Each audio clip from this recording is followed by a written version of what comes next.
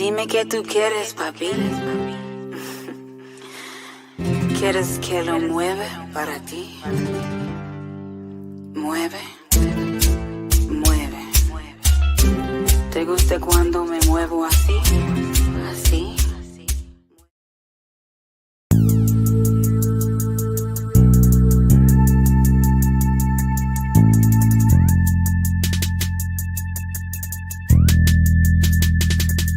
Thank you, God, for this day. We have lived everything in our life, our health, our family, the guidance you have given us, allow us guidance to the path of righteousness.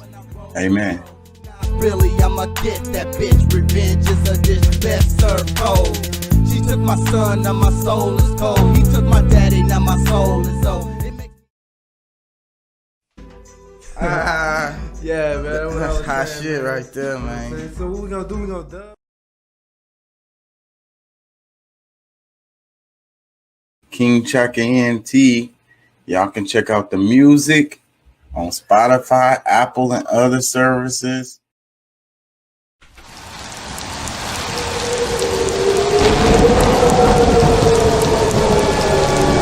Doing what we do 3 to 4 nights a week.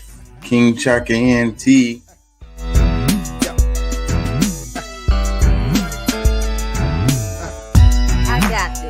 From the She starts seat. shooting. Ow! That dude was like, ow. What was that? Outside the car, That nigga deputies' got body popped. cameras capturing the bullets flying through the air. We got shots fired couldn't up have been here. a straight We need shot. It had backup to be- immediately. Start Are you- EMS. Start EMS. What We got the a civilian. We got a civilian hit.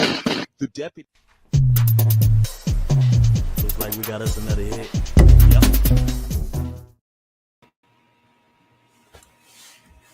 Hey, how y'all doing out there?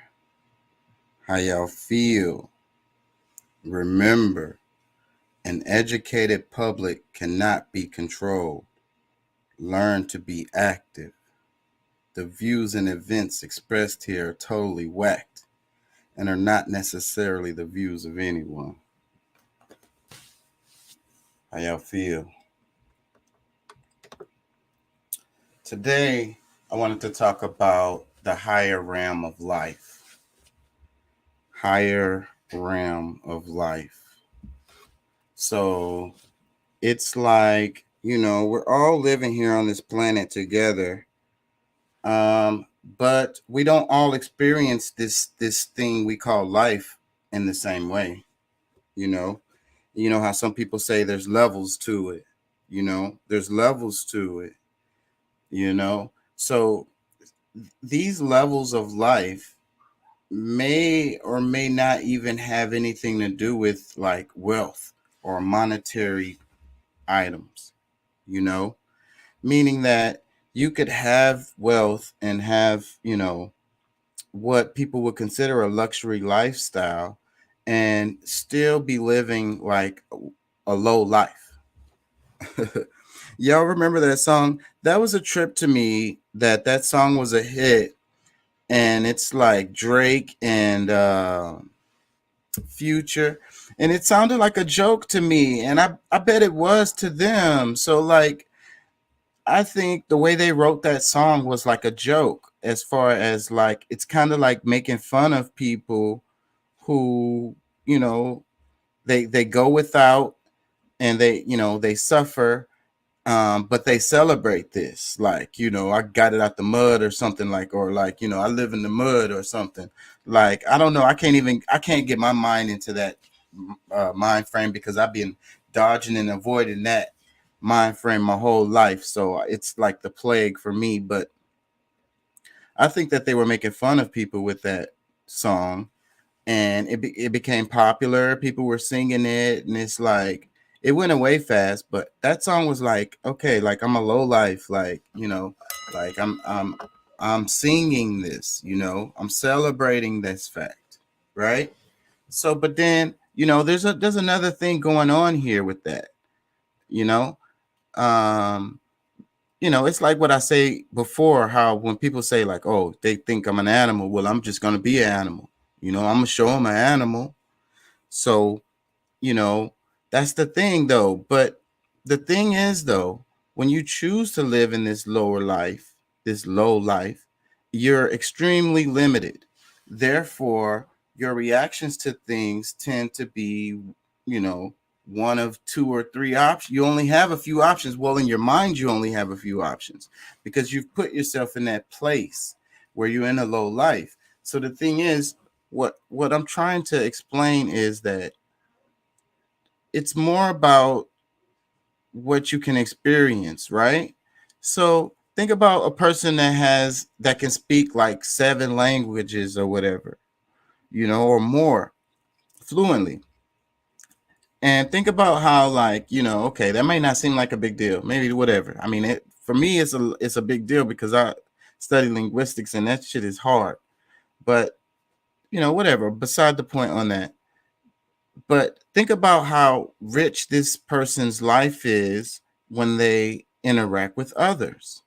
Okay, so being that they can speak these multiple languages, you know how with you, whoever's listening, when you talk to someone that's like from where you're from or whatever, like, you know, they're down south or whatever it is, you know, y'all eat similar foods and stuff. So like y'all even had similar childhoods probably.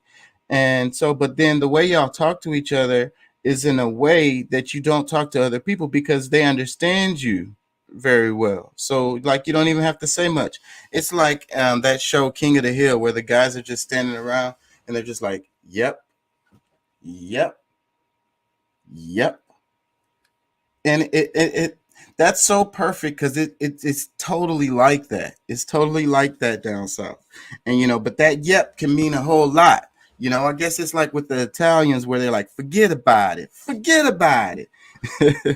You know, it can mean a lot of different things. But my point is that when you are from like a similar culture from someone, you can speak their language. You can speak to them in a way that is more personal. You have more of a connection with them. You can get more information out of them. You know, they're willing to share more information with you or whatever, you know. So what I'm talking about is the richness of life. Okay. Like if you had more people that you could relate to in that way, would that not be a more rich life? Can anybody argue with that? So what I'm trying to say is that, you know, there's higher realms of life. There's lower realms and there's higher realms. So when you are at a point where you're in a higher realm of life, it's more of like being in the now as much as possible, you know? And it's some people think of it as a destructive way because people can take, there has to be balance in everything. So everybody can take this in a destructive way. As far as being in the now, you know, there's an extreme with that also, but higher life means that you're enjoying the moment to its fullest. You know, you are experiencing full throttle, you know, all of your senses are being used and are taking in information.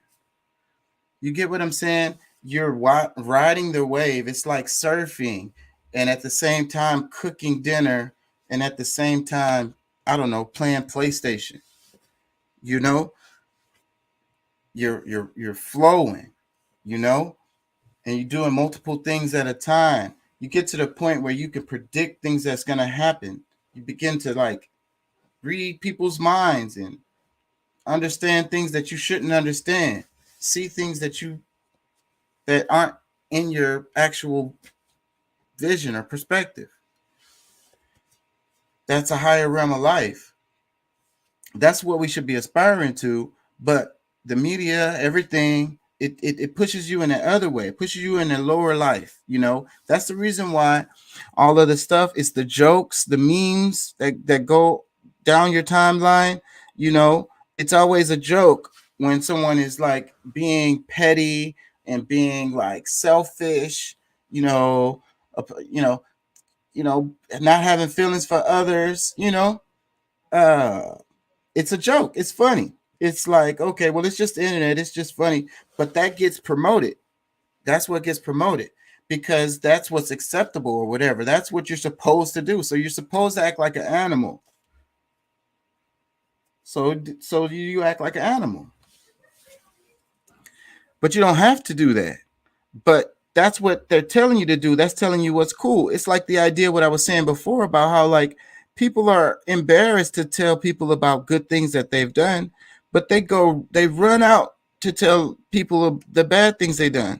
And I mean, like you might think I'm crazy, but really think about it.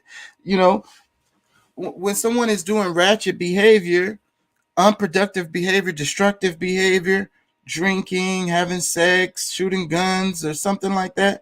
I mean, all of those activities don't necessarily have to be negative, but you'll get what I'm saying. You know, just being obnoxious.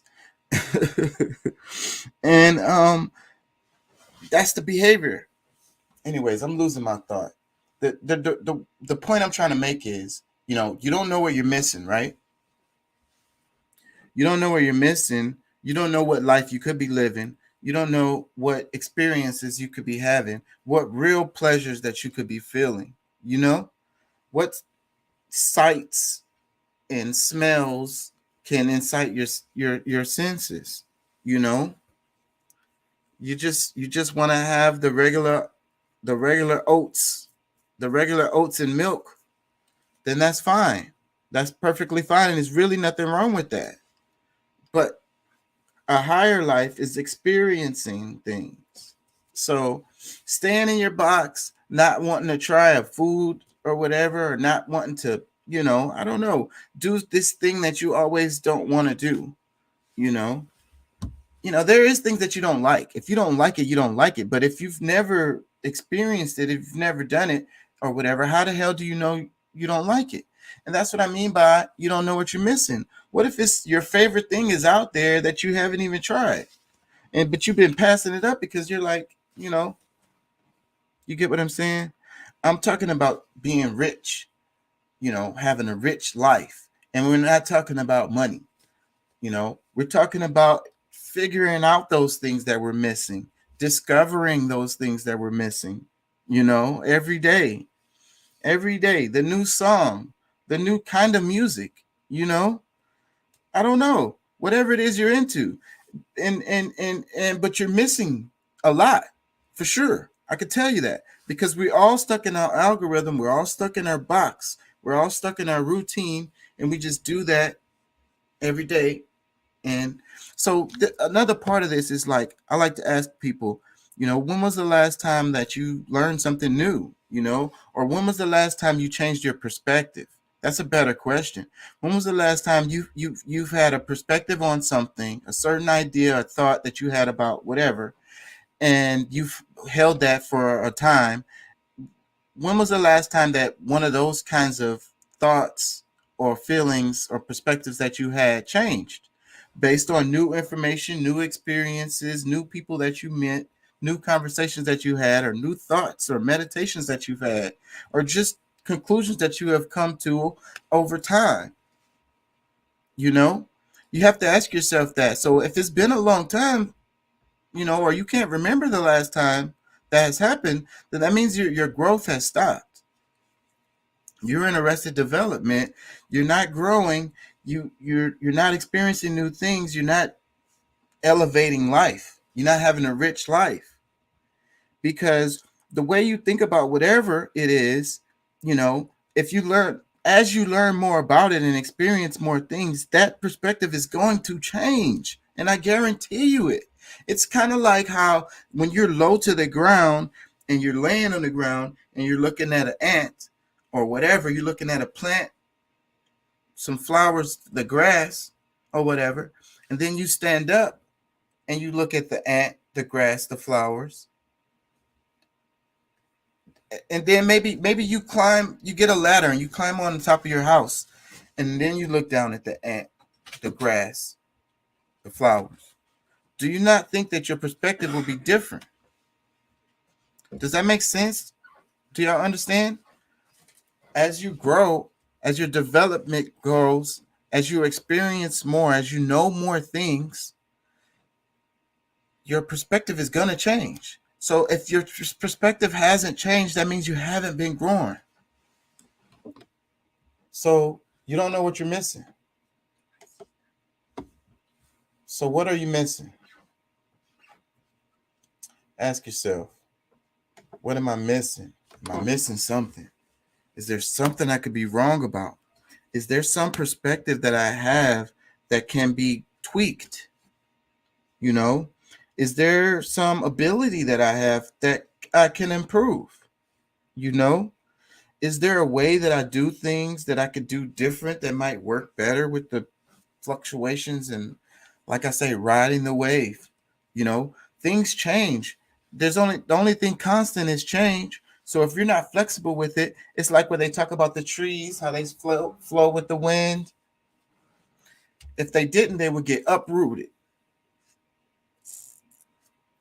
And that's what will happen when you in that state of arrested development. You become rigid. You become too uncompromising. You become too stiff. And then when that wave comes, boom, you broke. Uprooted. So being flexible, living in the now, being flexible, living through it, feeling it, learning, growing, changing. That's life. That's the higher life. Y'all feel me? Anyways, Hurricane Ian did some work on Florida. Hey, oh. Bethany Cookman after Hurricane Ian. Damn. That's crazy, bro. Hey, oh. The building looks smashed in. It's like Hulk stepped on it and kicked it. Oh, this is funny. I shared this. Hold on. This word is a country in Africa. And if you want to pronounce it with an American pronunciation, you should use a hard R sound. And do not use the G in the sound like a G. In fact, we pronounce it more like a J. So when you put it together, it sounds like Niger. How do you say this word? This word is a country in Africa. And if you want to pronounce it with an American pronunciation, you should use a hard R sound. And do not use the G in the sound like a G. I don't know. I guess you have to be an internet person to really get that, because it's like these memes go so, far back. They have a history that you kind of got to get it to get it. Look at this, bro. It was a manatee on the freaking sidewalk in Florida. Somewhere in Florida.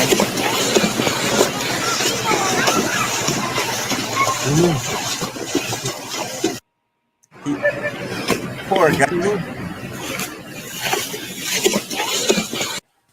Poor fellow. He's definitely lost. I hope he finds his way back. Lil Duval posted this. He said, "Can somebody please get the manatee? Get the manatee." Bruh. That's Florida man right there. Florida man turns into a manatee and waddles down the sidewalk in the middle of a hurricane.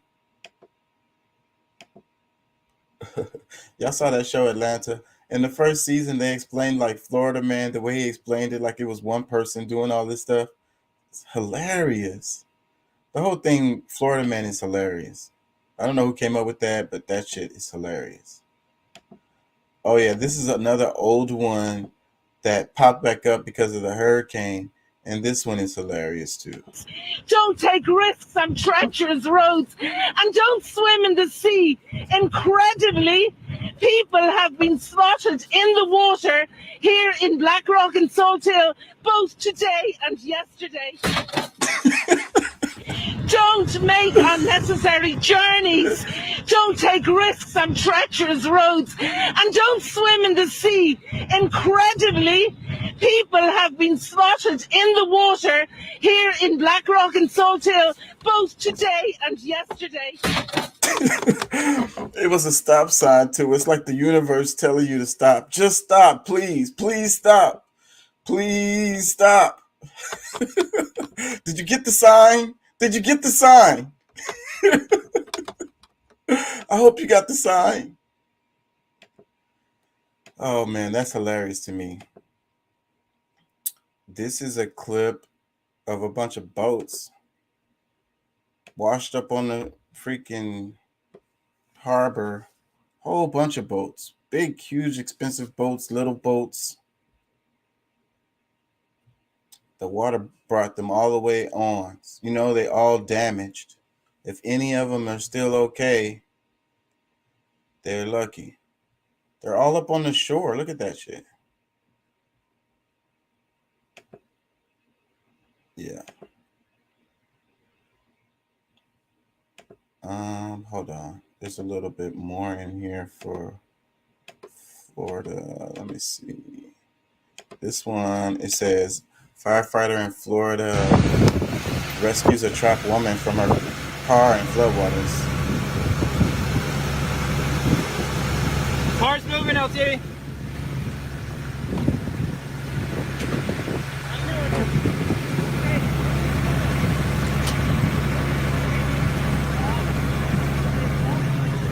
It says a video. They got her out.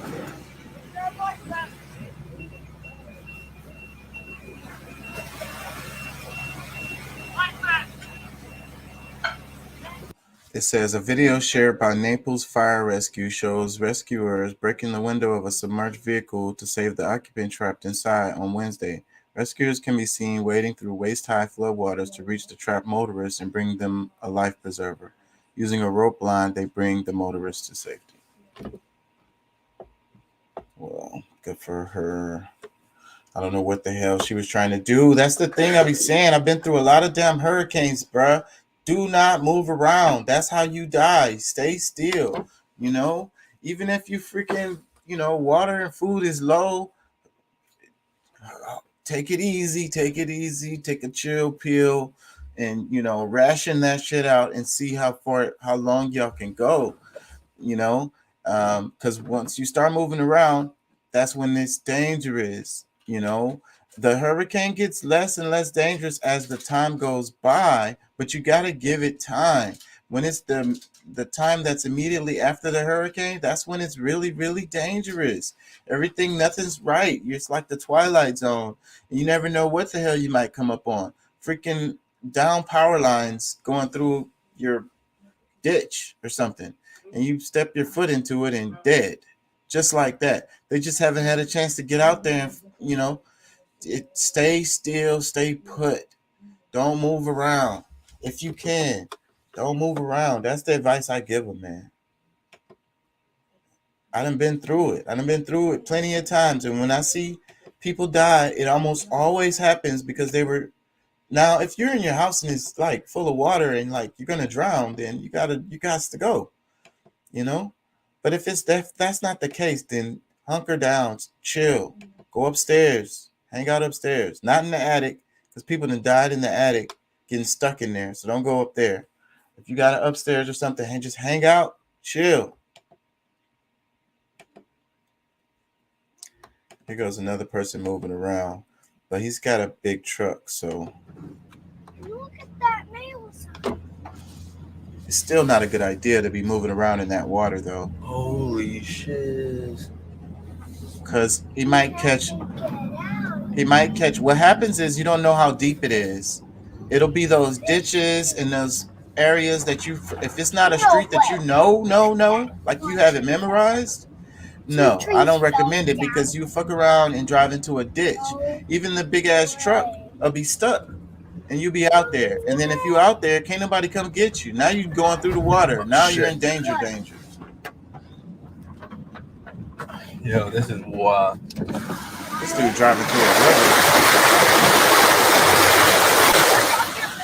The water's all the way to like the top of his tire wells.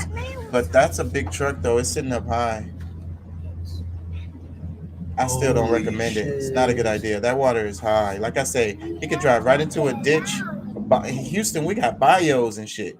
Yes, if he done drove into a whole ass freaking bio, and you out of there. The car gonna go. And this is what happens a lot of times. There's the bridges, the underpasses. People don't realize it that they're driving into an underpass, and the street is going down, down, down, down. So you just drove into a lake now. And the water, you literally like 5 feet, 6 feet, 8 feet, 11, 12 feet underwater. Like the people, your car might just disappear and nobody even see you. You're gone. And these electric ass cars that we have, you got to push the button to roll the window down. As soon as the electric dies in that car, you can't roll the window down. You're screwed. You're fucked. Think you all that. You think you're all that. I'm going to just bust the windows out. How many other people think like that, bro? They died. They couldn't get the window open. If you do in that situation, the front windshield is the best one to try to go for. So you try to get back into the seat and kick it out with your legs, like both legs, and use leverage off of the seat and push yourself off the seat. And use both legs to kick out the front windshield. That's your best bet. But you have this water pressure that's pushing on the outside. So you're not just breaking the window. That's why you don't understand. You're not just breaking the window. You're pushing against the whole pressure of all the water. If it's 12 feet of water on you, you may not be able to get that open just because the freaking pressure of the water is pushing against you. You out of there. Everybody be like, oh, I would break the window. Oh, I would get out. No, you done. You done, son. Just best bet is don't move around. Hold on, I think I got another one here. 50 Cent is doing a show about the rappers that got murdered. I think that is an interesting thing. 50 is doing some interesting moves. He left. He bought out of the deals that he was with Stars and somebody else. And I think he's going to do it like completely on his own. And this is his first project, like completely on his own. He's executive producing this. And you can see that the way this is put together is probably low overhead, shot with just regular ass cameras and stuff. Basically, he's not spending no money on this. Very little money. He got his friends to come and talk. Because it's all rappers and shit. They're interviewing and shit. Because that's what the show is. They're talking about, you know, all of the rappers that died. And then I guess he's gonna go in there and give like more information. It could end up being a really good thing. Like y'all know that R. Kelly, that Revealing R. Kelly or whatever the hell the name of that shit was on Netflix. That's the real reason why R. Kelly ended up in jail. So a show like this could maybe, you know, because they said 50% of these murders, they said, of these rappers go unsolved. So if they could cover murders, especially the unsolved ones, maybe to shed light on them, and maybe they could go out there and go pick up the dudes who did the shit. I think that would be a really good thing. 50, that may be what he's doing. He's not a dummy. What's up, Pat? What's up? Did you hear any of the? Yeah, I can hear you. Did you catch any of the monologue I did earlier about the higher realm of life and you don't know what you're missing? No, just got in. So what do you think about that? What do you think about the different levels of life related to low life and a higher life? Like more experiencing a human that's experiencing life more to the fullest, kind of like the idea of like a sloth or, you know, one of those kind of animals. They move really slow and they kind of underground all the time, and you know, they eat like one or two different things like their whole life, you know, versus let's say like an eagle who flies around, pretty much eats whatever the hell he wants, and don't really have many predators. Nobody really fucks with them. Like I do what I want. I eat what I want. I go where I want. You know, you get what I'm saying? What do you think about that related to humans and their level of life? Um, I don't know what. Maybe I should have heard. Wish I could have heard the monologue now. I went for like 15 minutes, so I don't want to do too much explaining. I hear you. I don't know, man. I think humans exist on both sides of that. Um, there's some who, go untouched and untampered and kind of go along and do what they want to do and eat what they want to eat. And then there's others, who's, I guess you would say that's more, I guess, like you're saying, like the sloth that, kind of goes through. Because, I mean, I guess the sloth wouldn't necessarily be opposite. Because, I mean, do they really have a bunch of predators? Not really, because they're all underground. But it's not really about the predators. It's just about it's hard to come up with that because the animal kingdom and then its perspective at the end of the day when it comes to that. So, maybe that wasn't a good example. And I just said that just now for you. I didn't say that earlier in the show. But it's like I'm trying to get the people to think about the idea of low life and high life, like how your life could be better, let's say a person that just eats lasagna all the time or whatever, they might love lasagna or whatever, but that's a pretty bland life, you know what I'm saying? You get me? And then the person that's always anxious or the person that's always depressed versus the person that's always in the moment. Yeah. I would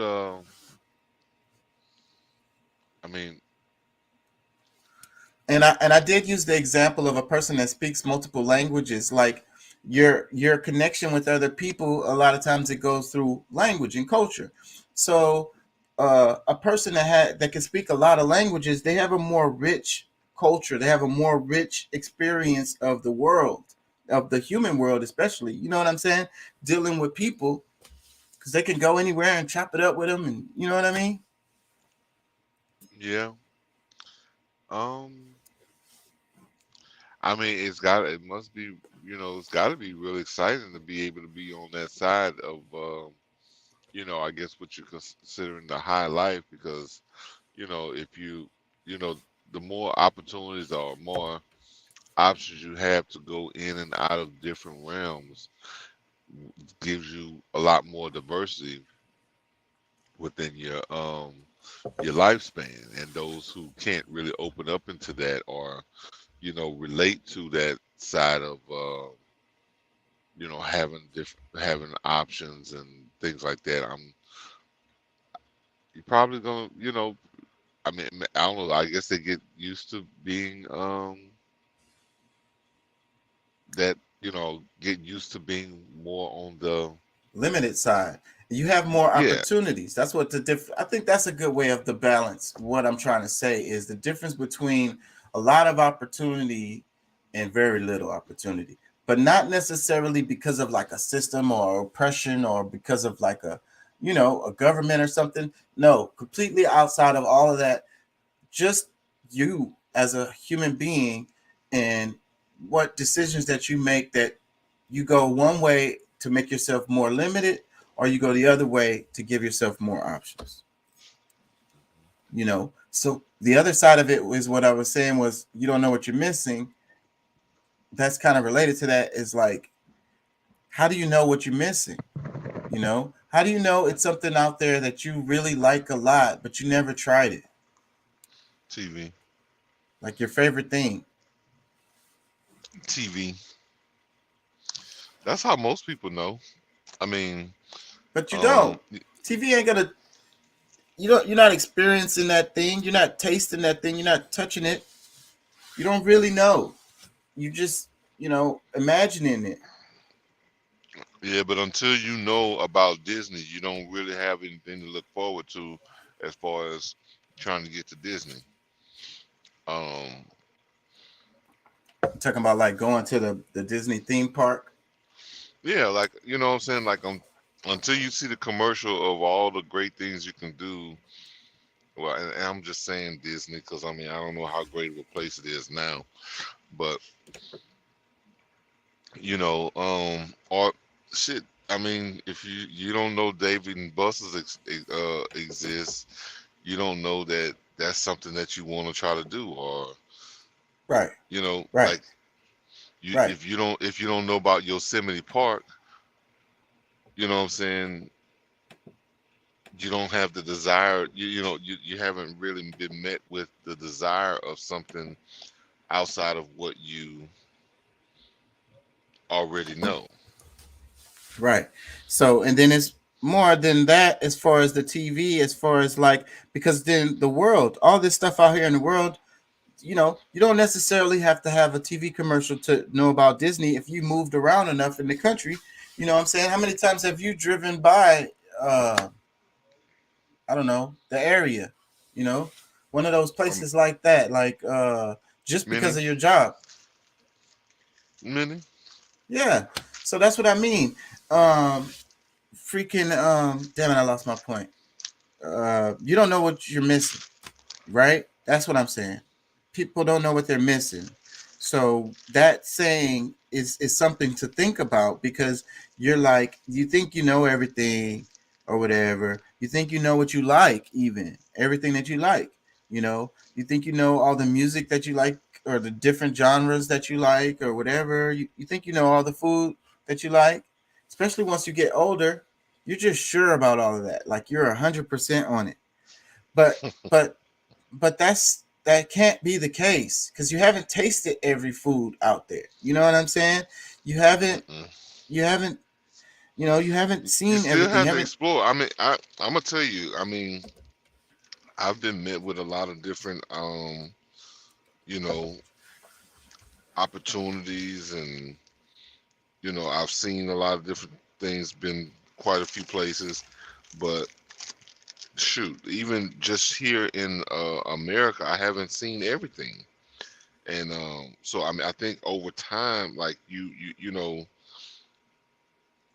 I don't think there's any way to really explore everything, but I think there's enough time to, you know, like you should continue. Give it a shot. It doesn't matter how old you are.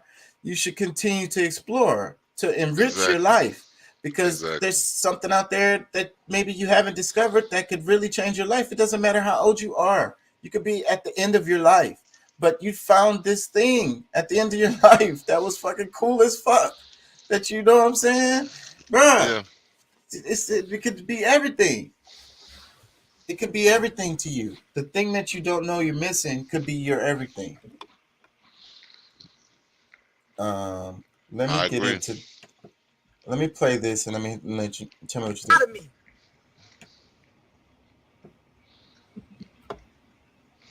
Y'all be one a nigga that's rich and a freak and got a great personality, but is low key, don't talk to nobody, but is a people person, but is like, y'all want all this shit. And girl, if you actually had to entertain that nigga nonstop by yourself, bitch, you be a circus monkey. The way you would have to suck dick on Tuesday, swing from the ceiling fan on Thursday, be always. But women be the main ones pushing for monogamy.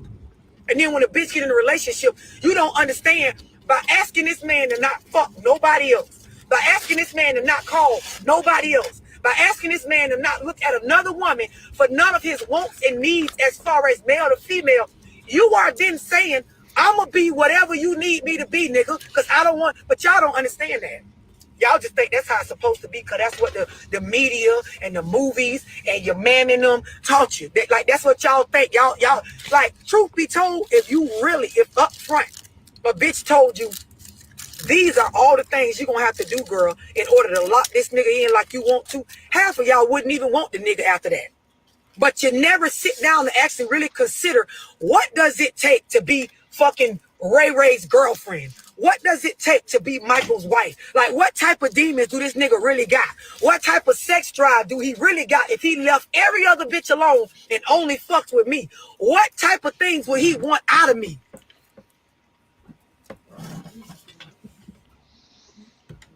What you think? I mean, I think that's true. I mean, you know, I'm geared more, well, you know, I guess personally I'm more geared toward monogamy. You know, I don't really, especially at this age, but even though, like, I think that, you know, she does have a point as far as, you know, because I mean, everybody's different. Everybody's wants are different. Everybody's needs are different, and I think that women should be more open to that because, you know, not necessarily them having multiple partners because it can be detrimental for them to do something like that. But for men, you know, maybe that's something you might want to be open to. He might want 5 kids. You only want 2. Like, you know what I'm saying? Like, should he not have what he want just because you don't want it? I mean, it's a lot to it. I think that people should be more open-minded when it comes to stuff like that because you know, there's so many things that, you know, we don't know, and, you know, based on our actual culture, it would be more normal. Like, I mean, a lot of the laws that we're dealing with right now was to pretty much to collapse around what our original culture was before, you know. So I don't know. I would just say be open-minded. What do you think? Man, my mind is already on the next topic. Check this out. He's like, screw you then. Check this out. I mean, I really was trying to avoid covering this. I ain't gonna lie, but it's been on my mind though. Because this footage just came out. But it's happened in 2020. It was like Wolf City, Texas. The tragic case of Jonathan Price shocked the country in October 2020 after the local hero was gunned down for reportedly helping a woman in need and breaking up a fight. Adding to the tragic nature of his death, before he was shot 4 times, body camera footage showed that he attempted to shake Officer Sean Lucas' hand multiple times. Days after he killed Price, Lucas was charged with murder, and his use of force was deemed not reasonable by the Texas Rangers. Despite the case against him, last week, Lucas was acquitted of all charges. Now, a week after his acquittal, the footage from the fateful night has been released, and it shows a travesty of justice. Unfortunately, the result that we saw from the jury simply does not match what we see in the video, Attorney Lee Merritt said. This video was literally a smoking gun, piece of evidence in this case. Merritt has now asked for the U.S. Department of Justice to review the cases for potential federal charges against Lucas. Because Price had not committed a crime, he should have been free to go, but was not allowed. When his well-being was threatened by the officer, he simply acted to defend himself and was killed for it.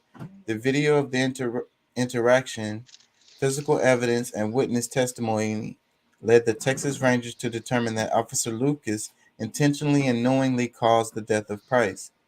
It is important to point out that the charges against Lucas were brought in spite of the fact that the affidavit does not mention the scenario as told by eyewitnesses that Price was helping a woman out of a domestic violence situation. The police union appointed attorney for Lucas, Robert Rogers, denies the officer did anything wrong and issued a statement this week praising the jury's decision to acquit. After watching the video below, do you agree? I don't know how much of this I really want to play.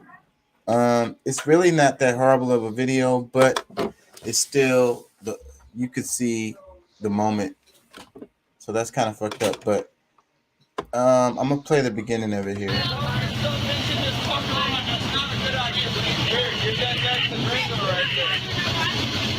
What's going on, Brazos? You going to do good? Yeah. Huh? You doing good? Yeah, stand right there. You understand me? Hey. What's going on? Stand right there. You doing good? Yeah, you're gonna stand right there, okay? You understand me? Stand right there. I hope you have a good night tonight. It's all okay, okay? I'm sorry about the broken glass right here. You did this? I didn't do this, but he tried to like wrap me up and shit. Okay, well go ahead and turn around for right now, okay? I'm not turning. No, you're not. You're gonna turn around. Is this a guy? I can't be detained right now. You're gonna be detained. I can't be detained right now. You're gonna be detained. I can't. Hey. You're gonna be detained. Hey, quit it. You're gonna be detained. You're gonna be detained. Put your hands behind your back. Put your hands behind your back now. You're gonna get tased. Do you understand me? Put your hands behind your back.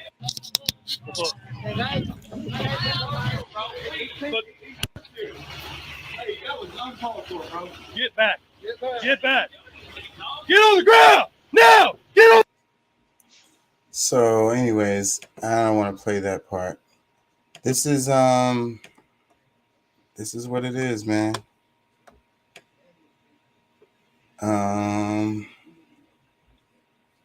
Touchy topic right here.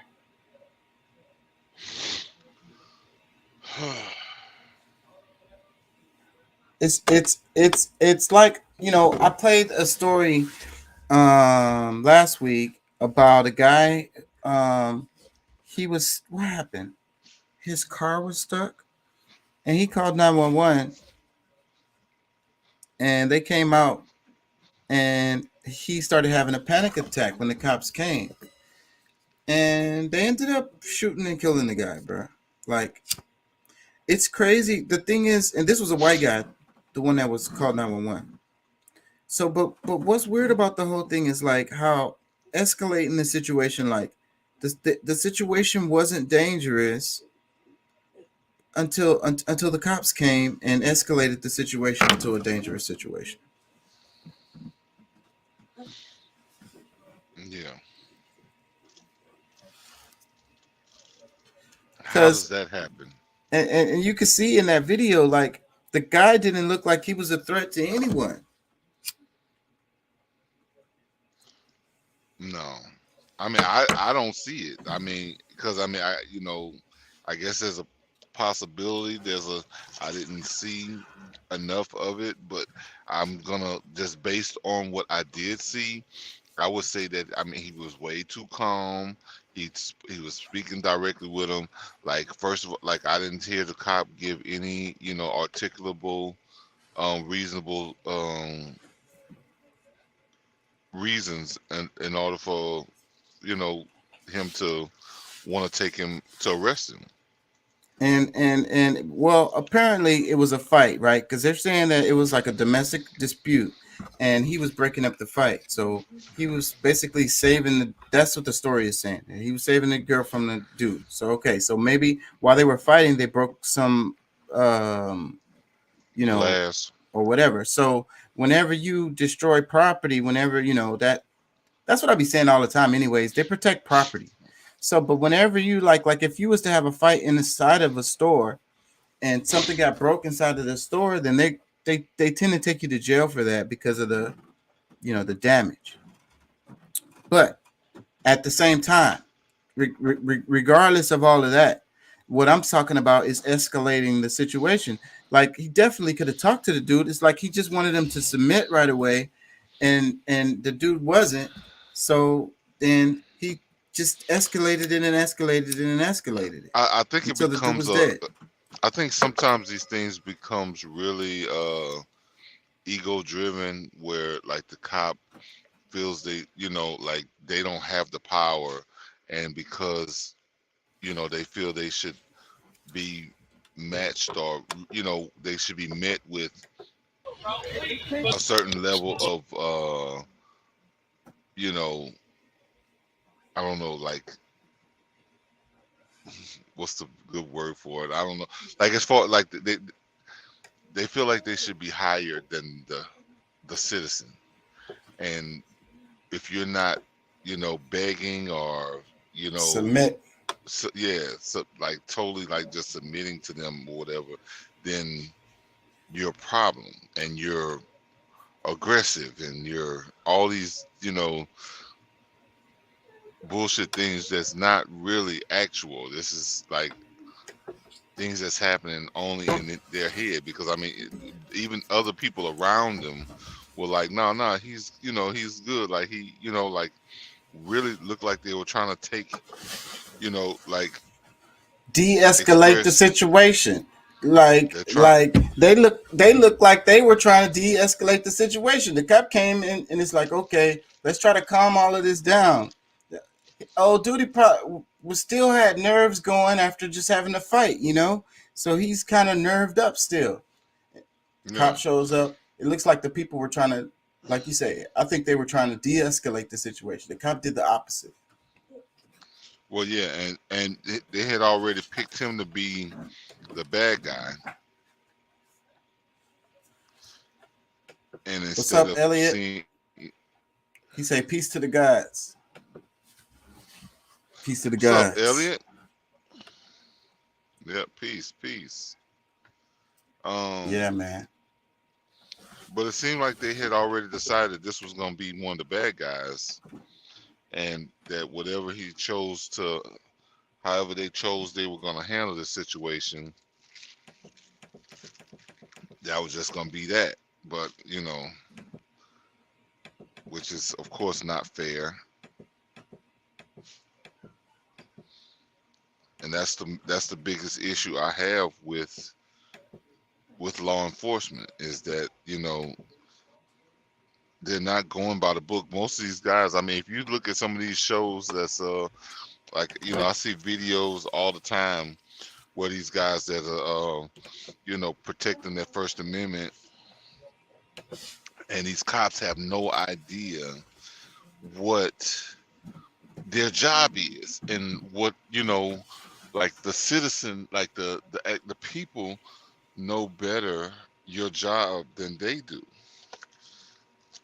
And it's a shame that that's the case, because like these guys are spending a few weeks learning, you know, these rookies come out on the, you know, out and they got to deal with way too much. They get called for domestic murders, robberies. They get called for somebody, you know, having a panic attack.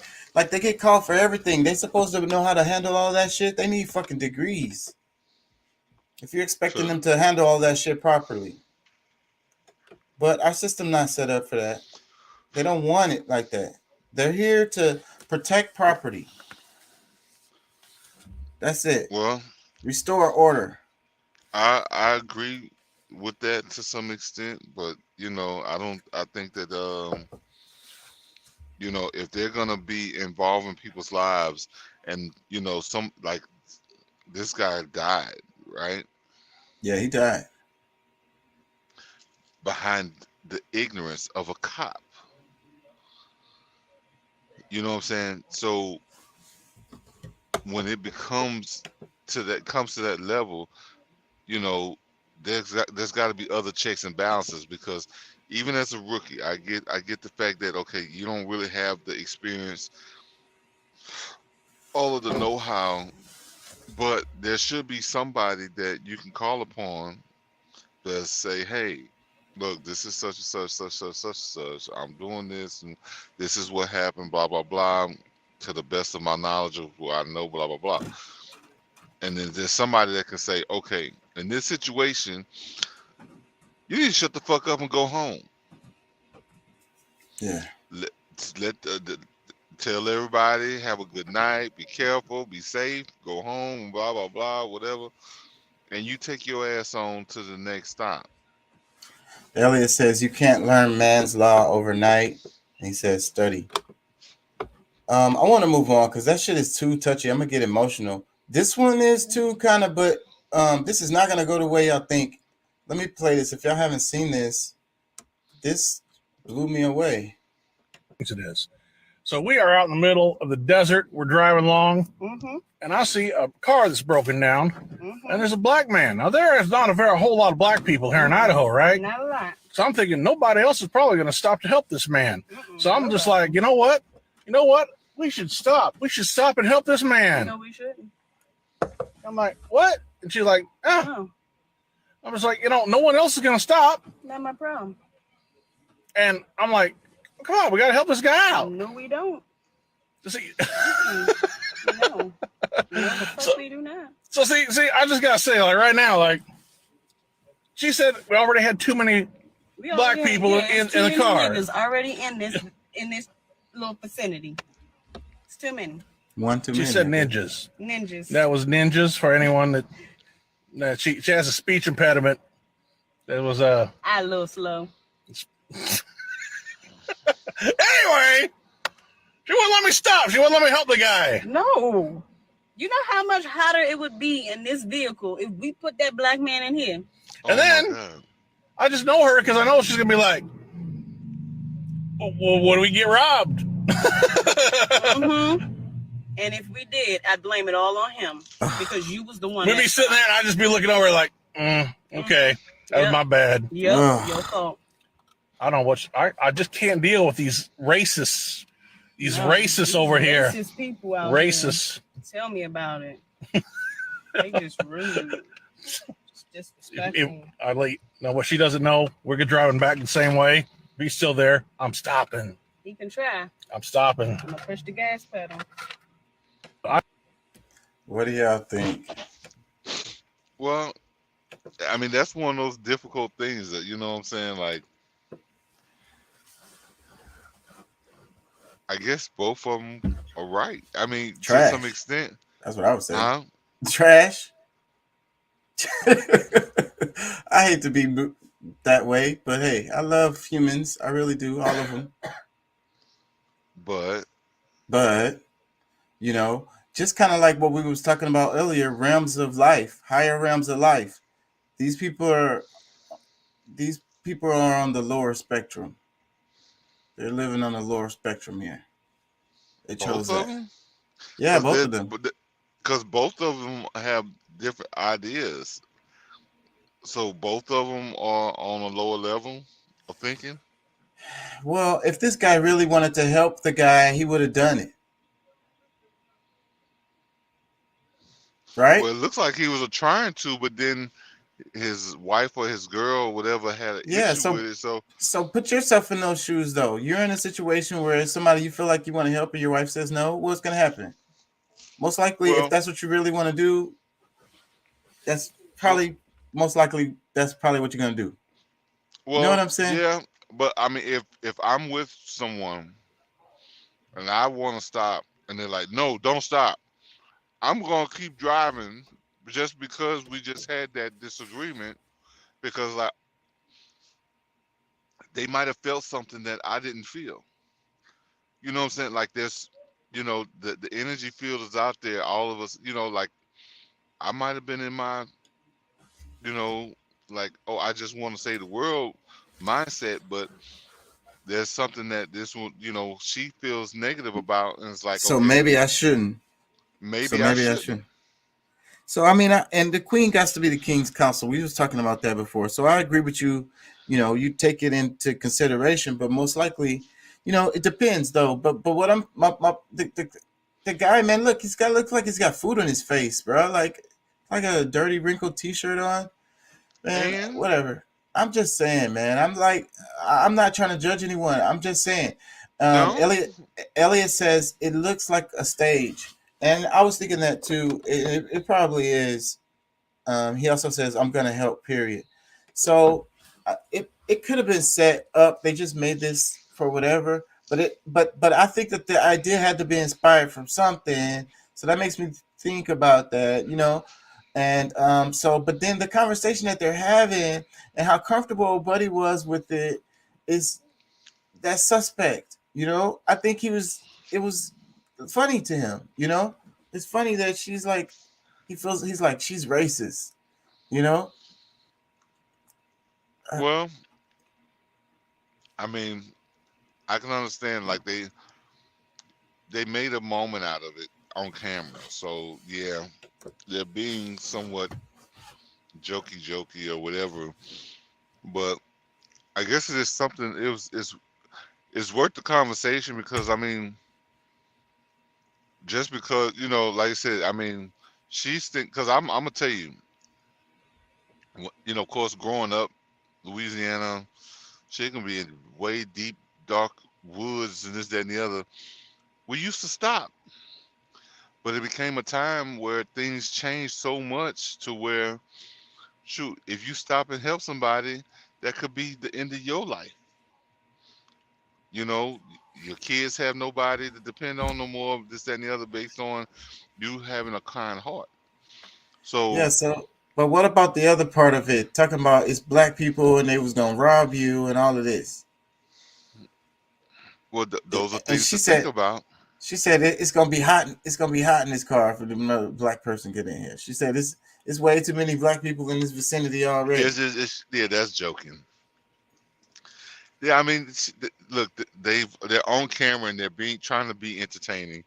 Man, she said some stupid shit, but I don't think that that's, you know, like totally real or But I mean, I think that there has to be some lines that you have to decide to cross or not to cross. And like I said, maybe everything would have been fine. He could have got, the guy could have got the help he needed, or their lives would be totally different right now. And that's taken on within a split moment, split seconds decision.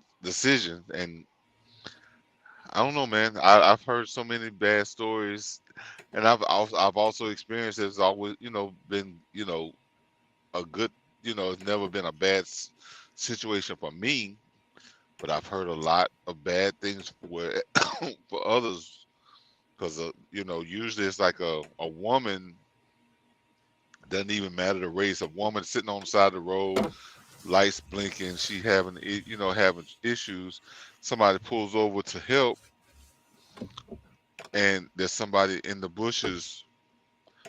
Soon as that guy or person gets out to help them, now they getting attacked by this other person. So it's like, what do you do? Like, I mean, you don't know really who to trust sometimes.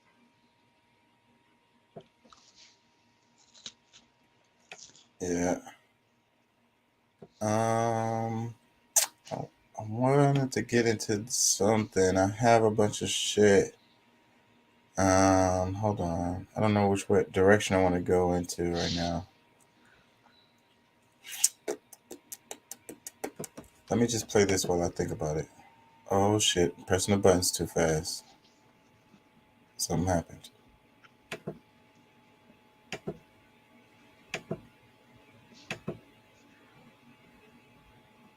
Oh shit. Oh, I lost my green screen. I knew something had happened.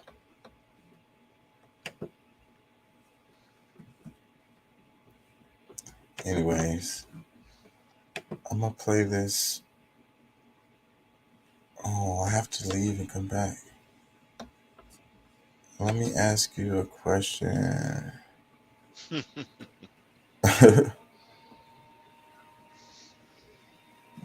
It's this post right here. It says you can't disrespect me and then put limitations on how I disrespect you back.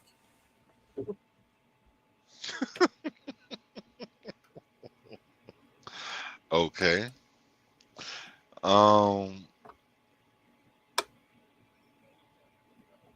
No, I guess that would be unfair.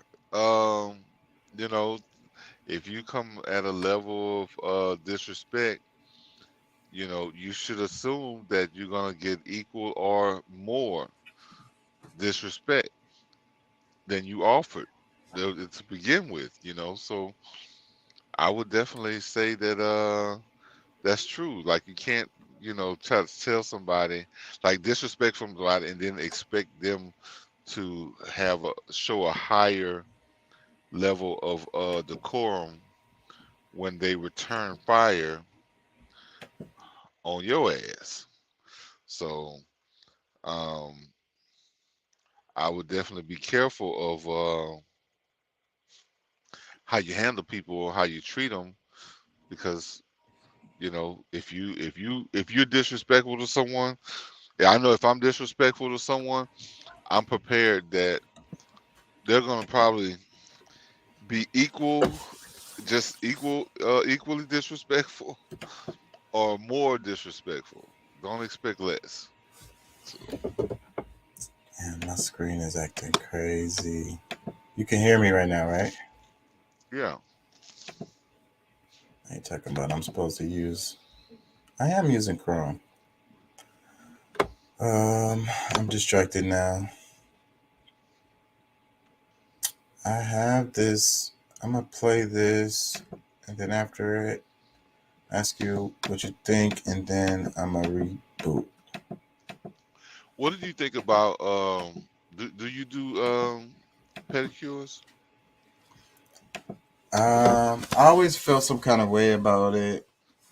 I get massages, but no, I've never got like my toes or No, fingers. my first time getting a massage in Houston was with you and Ash Yeah, and Alera. yeah. I still get them every now and then. I love it. So what's the difference? We talking about getting the manicure and pedicure?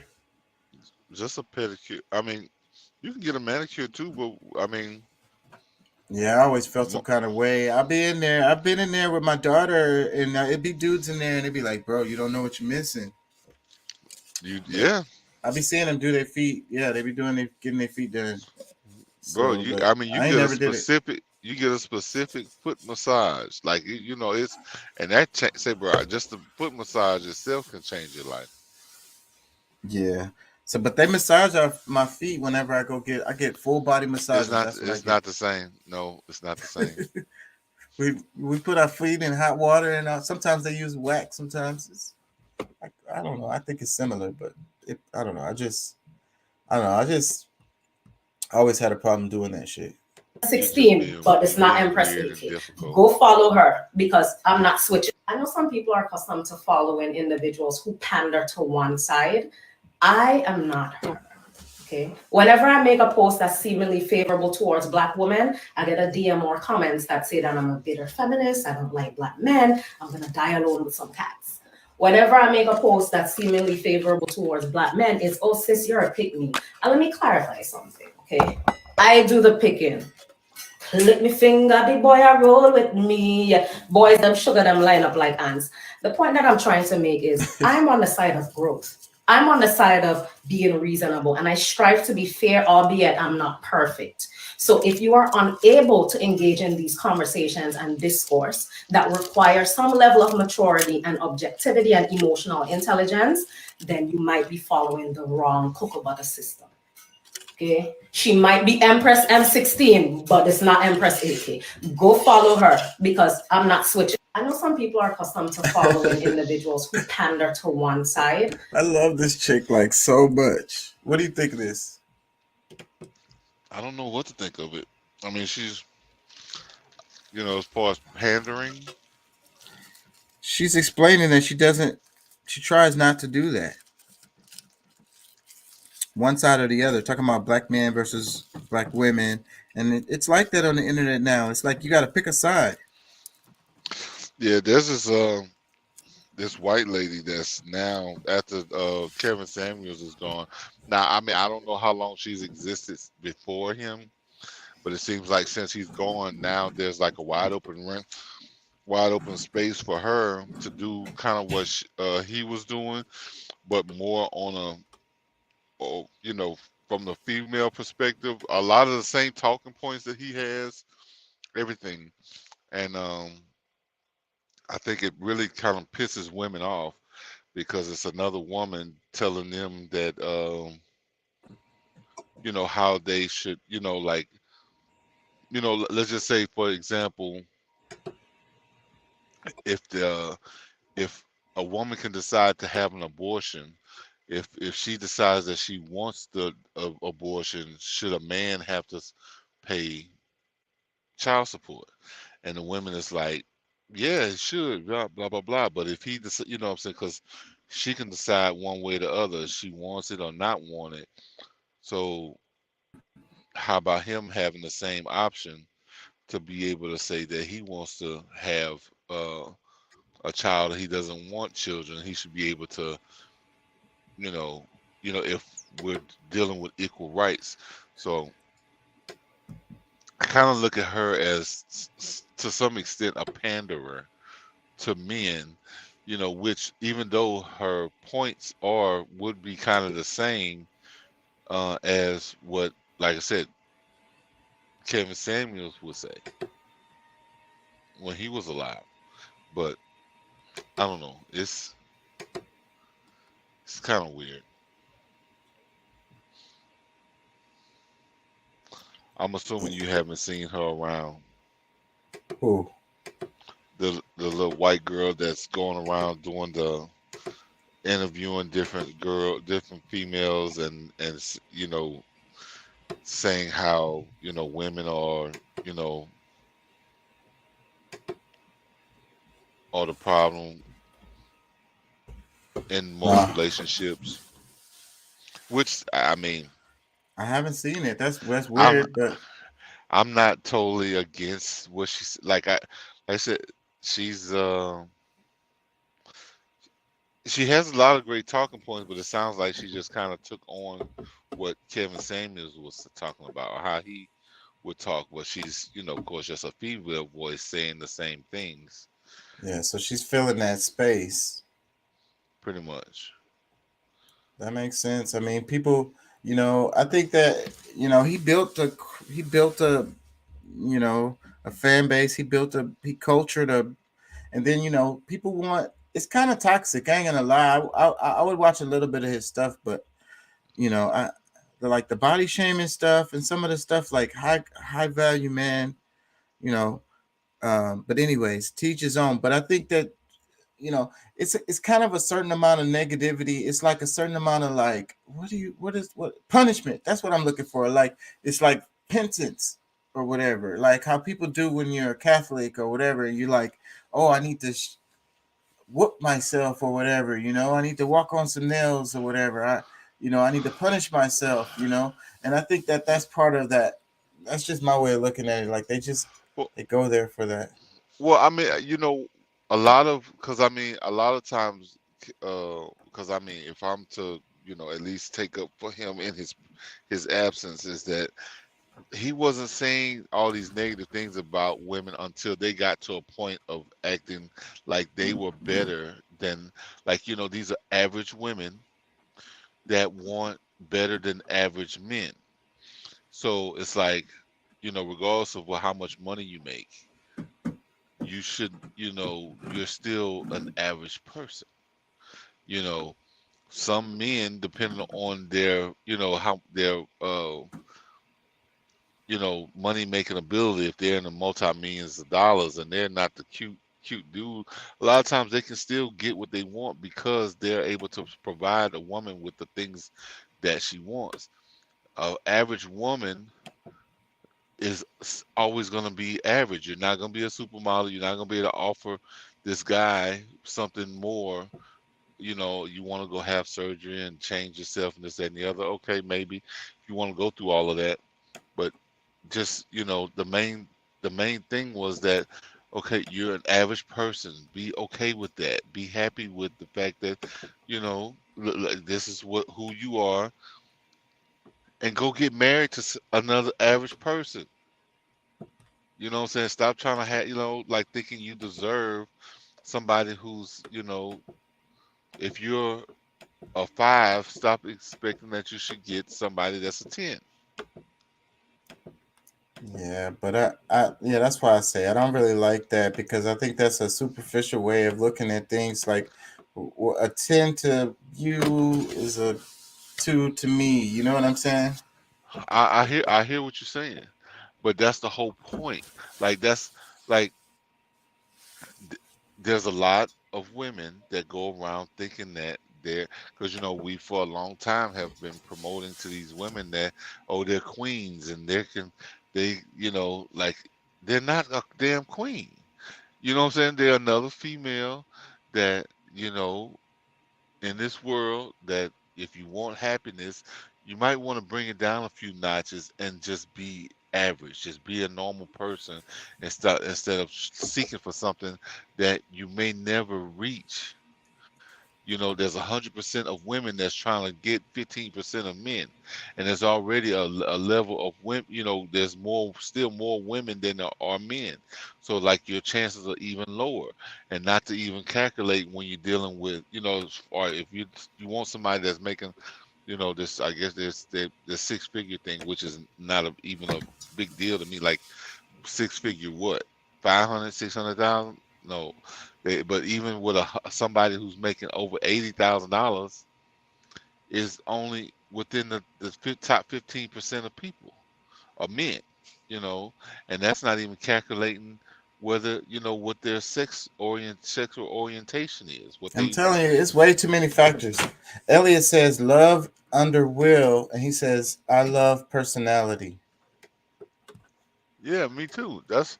Look, I'm gonna tell you, I am more attracted to a person's mind than I am, you know, so say to their body. I mean, of course, I do have some standards, but I'm just saying, as far as like, you do have to, like, you have to spark a certain level of intelligence for me to even truly be attracted to you.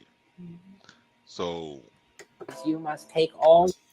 Let me play this real quick, and then I'm gonna get into what I want to talk about. I want to talk about how inflation leading to political instability, like around the world. But first, let me play this right here. What does the Bible say? People want to know. To me, the most monstrous gulf in the claim to literally following the Bible lies in the fact that most of the literalists in America are also capitalists. You know, they're making money. Being a biblical literalist, you don't take interest. You couldn't possibly have investments because usury is condemned in the Bible. Well, most people haven't read the Bible. Most Christians haven't read the Bible. So do they really know what it says and what the true intent is? Probably not. So how do they know? How do they base what their Bible beliefs are? What someone else tells them? How powerful of a weapon or a tool is that? One of my favorite examples for biblical literalism is there is a text that says you must take all you have and give it to the poor. I don't know anyone who says, I believe that to be God's word, and therefore I will close my bank accounts, I will give all my money away, and I will give it to the poor. What does the Bible say? People want to know. To me, the most monstrous gulf. What do you think about this? Well,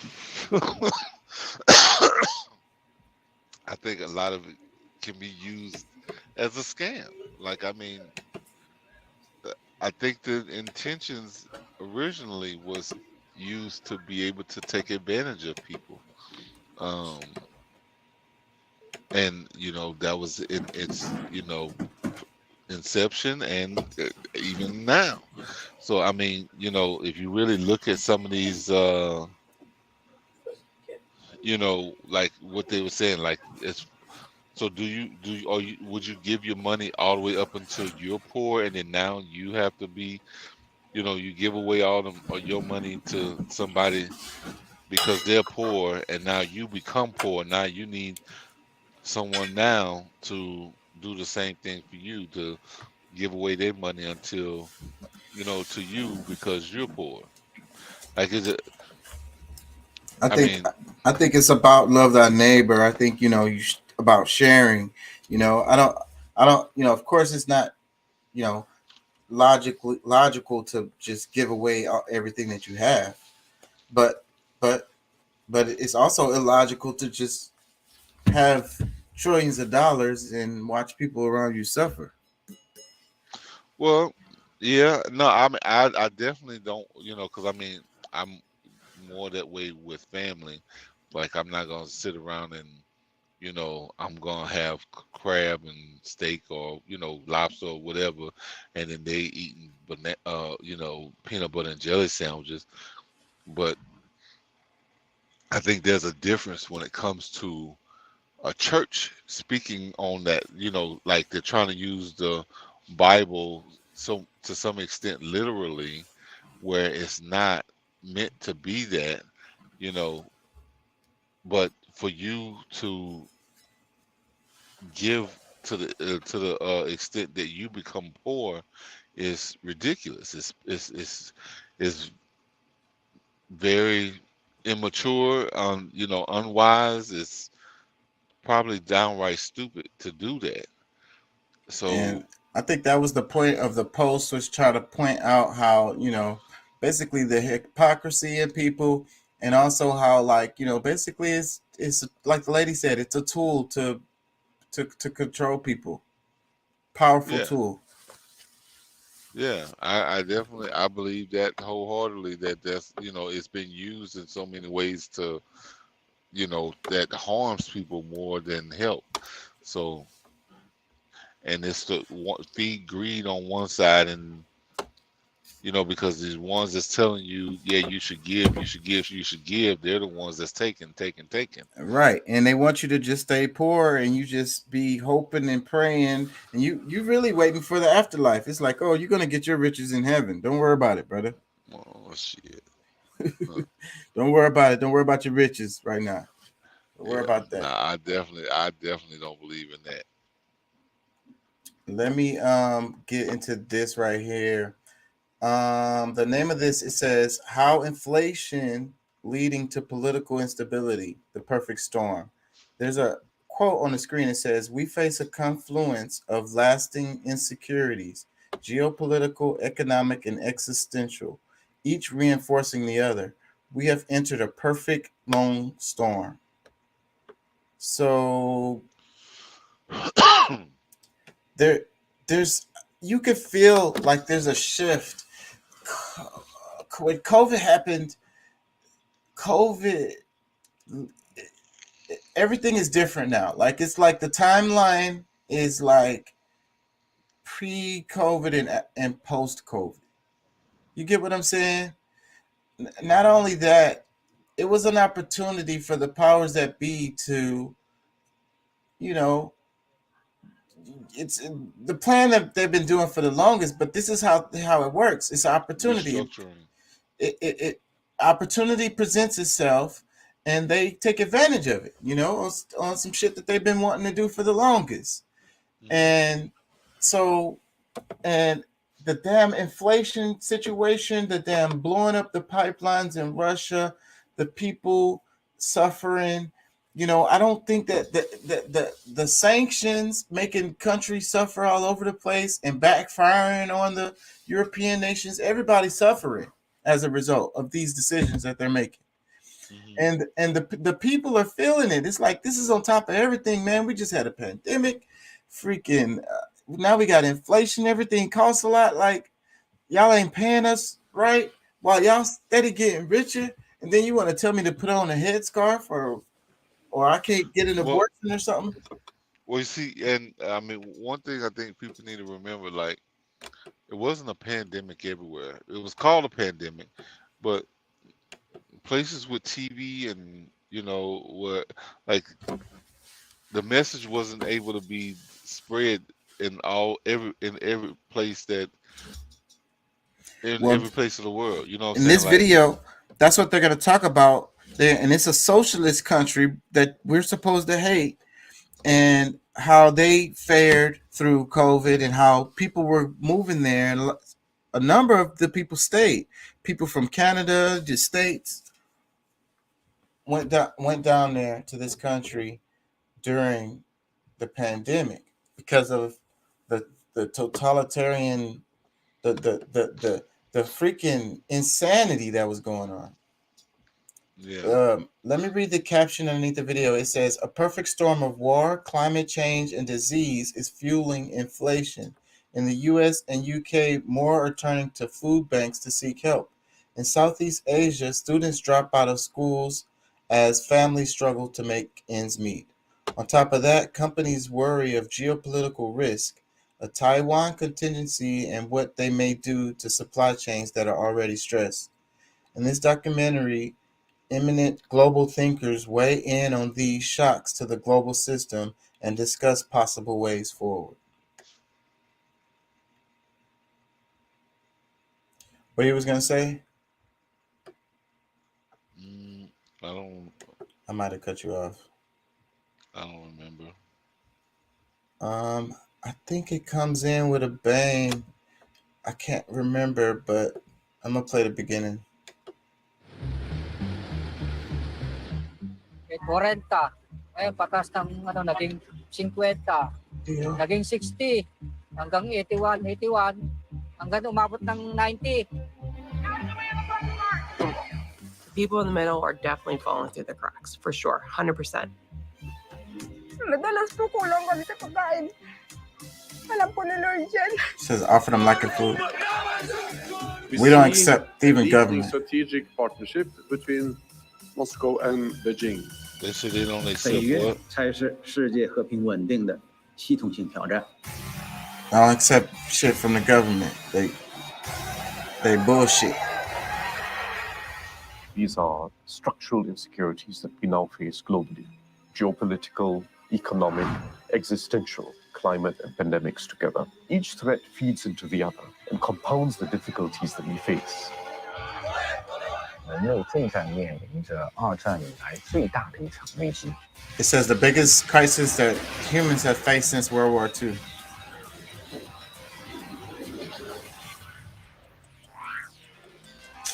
Man, there's too many damn sounds in this shit. I should have skipped the intro. Too late now.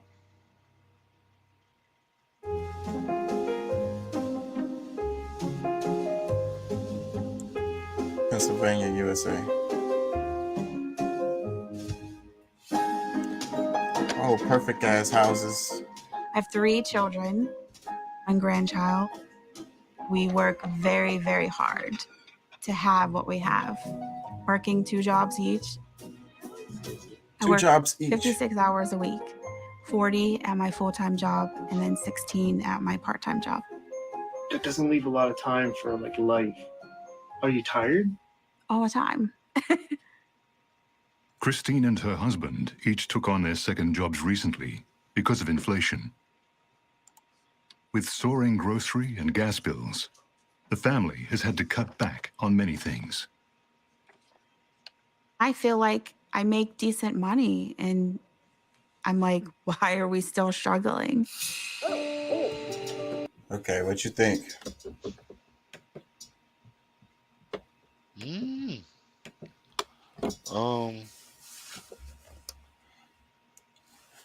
It's like this lady talking about it's 2 of them, and they both have 2 jobs, and they still making ends meet. You know, where are they? Pennsylvania.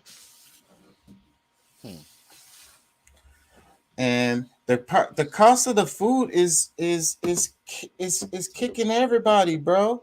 I'm missing some comments. Elliot says 501c3. He says VS and LLC. He says, are the next Dr. Sebi? Fuck 2 jobs and back the bus up. So what? You know, these people, you know, trying to do the right thing, you know, working the job, you know, the raises, the wages haven't increased, but the cost of everything has, and has been for years. And then they just poured some icing on top, and then they raising the interest rates at the same time. The food costs more. They stabilized the fuel prices for us in the States, but they going through it in the other Western countries, and then they just blew up some pipelines and shit. How long until that energy crisis shit reflects on us in some kind of way? Well, I say that it has already, but because I mean, if you really think about it, I mean, you know, we may live above the minimum wage, but you know, people who've been living with a minimum wage has already been living with not being able to afford everything that they need, and this is something that that's an ongoing cycle. Like now is so, but now they just they're pushing these people over the top, because it's like, okay, you got already the way people get paid, and then the rent prices. That's the other thing you didn't say. It costs more for rent. That's going up. So it's like people using 50% of their income just for their rent or something like that. They don't let them have a car note. You know, the price of food then went up, so now that's a bigger chunk of their budget, and like you have to pay for food. Like there ain't that's like this is utility, so you have to pay for it. So it's like you got to pay for your lights, you got to pay for food. Like you can't not pay for those things. Like you asked out, you know. So, but look, what I was saying earlier though about how the pandemic and the shutdowns in China, and then we know about the labs. Let's be careful when we talk about this, but the lab leaks and all of that. But it seemed like it happened at a perfect time because people were already feeling the pinch and people were protesting, people were in the streets, people were coming together globally using WhatsApp and shit. You know? It's like what they said, we should have never gave you niggas money. That shit from Dave Chappelle, I'll be thinking about that because I feel like that's what it is. These cell phones, so many people, even though it's a lot of people suffering, the truth is, in the last like 10 years, so many people have been lifted up out of poverty like never before. So many people have cell phones and access to the internet and shit like that like never before. So they started using that shit in whole new ways. The WhatsApp, the Twitter, using it in different ways that they freaking wasn't expecting, right? They feel like they was losing control, and people are freaking protesting. People are waking up. They're learning shit because we sharing shit online now. So that's the other part of it. We're educating each other online now because the schools are ass. So you got people out here looking shit up and they're sharing it around, and people sharing around, and they fucking learn shit. The government's like, oh shit, we got an insurrection on our hands. So shut them down, make them go in the house, and also separate them from each other. Don't let them talk to each other, nothing, no gatherings, none of that. So, but you know, have y'all noticed? Let me ask y'all this. Since you tell me like a kind of like an authoritarian, like a totalitarian type of state. I'm telling you. So, but let me ask y'all this: how many places are still kind of the same, even though it's been like 2 years since the pandemic happened? Like some of the government buildings, like some of the way we do stuff at my school is still the same. It's still the same as it was when it changed because of like you can't walk up and have a meeting with a damn counselor. You gotta schedule that shit online and all of this shit. So like, and I noticed when I got my sticker for my car, I had to get my sticker for my car, and so I had to go to the courthouse. And I noticed that the courthouse setup is still like it was during the pandemic. And they have like these, it's just different. Like, whatever, man.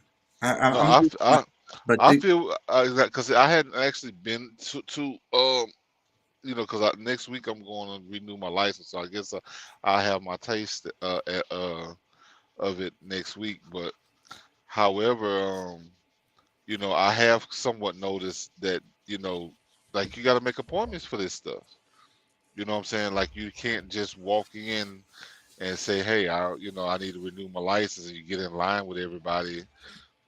Like you got an appointment. And you're like, what? I've been doing this for 20 years. I just come in here and be like, hey, I need my license. And they be like, okay, what, you know, let's do this. Nah, you can't do this today. Nah. We totally booked up. We booked up for weeks. But by then the way, the weird thing about it is that like months. Okay, some people can go online and renew and get their stuff in the mail. But because of the type of license I have and the endorsements, I can't just do mine online. So, which is, you know, I'm like, damn, this is inconvenient. You know, like, okay, everybody, you know, why everybody else so special? They get to get theirs done online. But look, imagine, what if it's like that for everyone? They tell everyone that, hey, the other people could do it online, but not you, because you a special circumstance. Your such and such ain't right. Like your name start with a B. So everybody with their name start with a B, they can't do their shit online. So yeah, we're gonna give you the runaround. And then what if they're saying that to literally everyone? You know, nobody really gets Yeah, that would be weird. Now, I mean, they do have a criteria that, you know, says that okay, if you do the if you have a if you have a regular driver's license, because I mean my even with a CDL you can do it online if you did your last one in office. So like if you did yours last time or through the mail or online or whatever, this time you can't. So they got specific ways of telling you which way Let me read some comments. Jonte say it's 10 people controlling everything we going through. Elliot say, Chakra, you're our sovereign and postmaster. So, but back to the question though, Pat, can you think of any other circumstances that the shift happened when the pandemic happened and that shit hasn't really changed? It's really still the same. Like it was some kind of restriction. I'm having a hard time thinking of examples, but I've been seeing that shit everywhere. I've been seeing shit that's like, why are we still doing this? Well, I can't. Why is it like this? I don't. I think it's certain areas they're probably going to exploit this as much as they can because they didn't want to have to deal with the public already. Anyway, so because all the government, I'm telling you, all of the government buildings and stuff is all still on the same procedures that they was on during COVID for the most part. Not the most strict stuff, but a good amount of the shit is still the same. Like making it harder for you to do this, that, or another, whatever it is. They still making people like stand apart. Remember those damn dots they put everywhere? Them hoes still everywhere too. Stand here and be safe, like 6 feet apart. I don't know many people that's still abiding by that. But it's still there. Yeah, right? they're still there because And if you go to a government building or something, they be on that shit. They still be on that shit. The lines be like that. The lines are still like separate like that. Anyways, let me play some more of this. The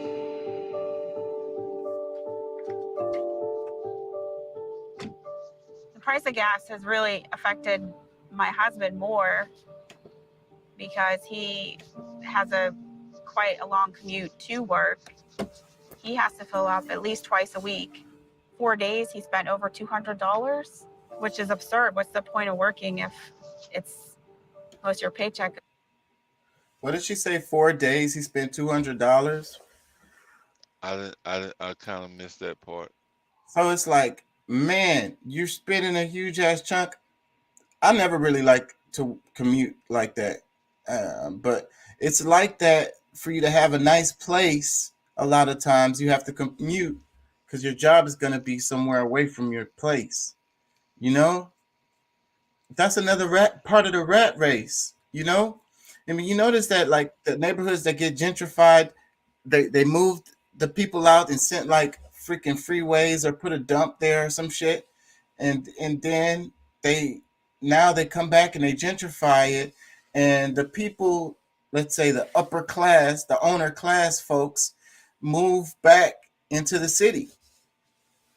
And then they get to go to work in the high-rise building and then get off of work and go down the street to their loft. Mm-hmm.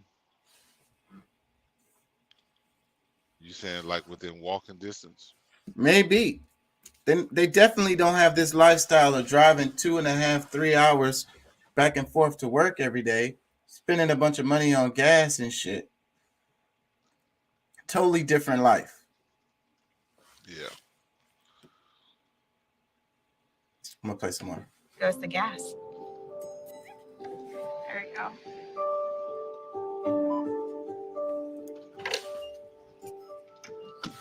I would have anxiety when I'm pumping gas for fear of how much it's going to cost. That's why I try to do it at around a half.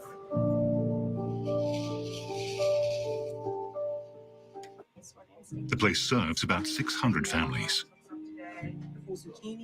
Over the past 4 to 8 weeks, we've seen a really big increase in families. I think what's causing us to grow so rapidly would be the inflation with the gas prices, the increase in cost of food and living. Midterm elections in the US are coming up in November. We're going to elect an incredible slate of America First Republicans up and down the ballot. And inflation is the top complaint against President Biden's administration. So in order, for example, to mitigate damage, political damage because of rising prices, the Biden administration is releasing, 1.5 million barrels a day of strategic reserve oil. And that's done, with the thought of the midterm elections rapidly approaching. No question about that. Galloping inflation is a global phenomenon. The cracks are starting to show in many countries, where large crowds have gathered to protest inflation. Many governments, already stretched from pandemic spending, have few fiscal powers left to subsidize away the pains of inflation. En el barrio hay mucha gente, muchos nenitos que van al comedor a retirar. What do you think? You heard the Biden. Honestly, I do believe that, based on who's voted in the midterms, is going to make a big difference of what's going to happen for the rest of this decade.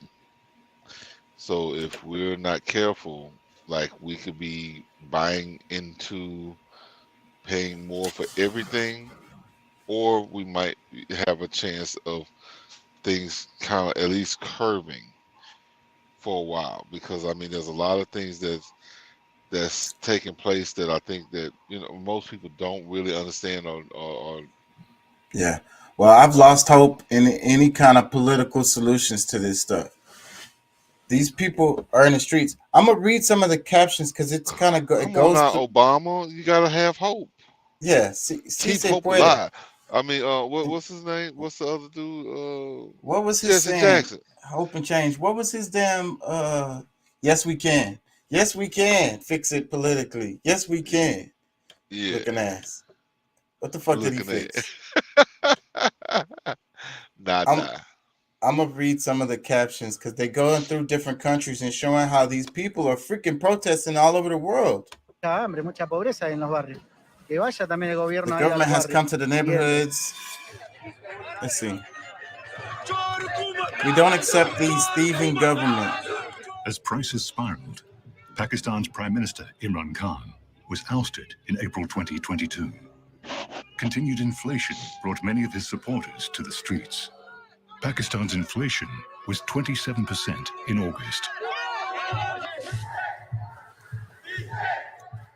In Sri Lanka, dramatic scenes of protesters storming the presidential palace.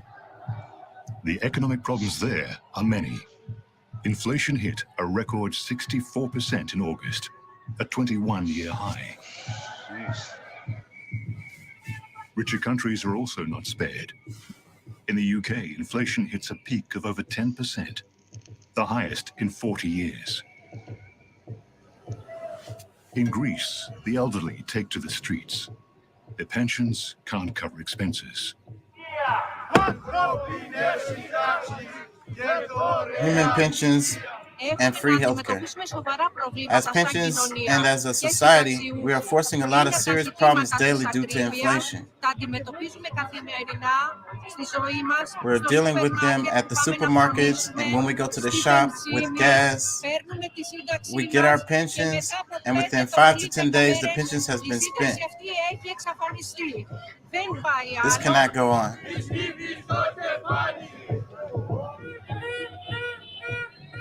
In Ghana, in Africa, inflation is leading to political instability, with protesters calling for the impeachment of the president.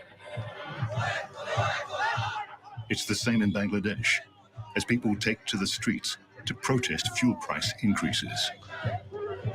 But in most cases, In it's country not the after president. country, the global economics. Go ahead. I was just saying, in a lot of cases, it's not the president. Which I mean, I can understand. You know, that's who you look at, who talk. Yeah, somebody got to do some shit. You call yourself the president, nigga, fucking fix this shit then. But I mean, if you think President. about it, but I mean, when you really think about it, it's the legislators, the lawmakers, the Senate, the you know, because of course I guess it starts with the House, but then the Senate making the final decisions on what's really going to happen. You know, what plan they're going to actually go with. You know, because they have a few options on the table.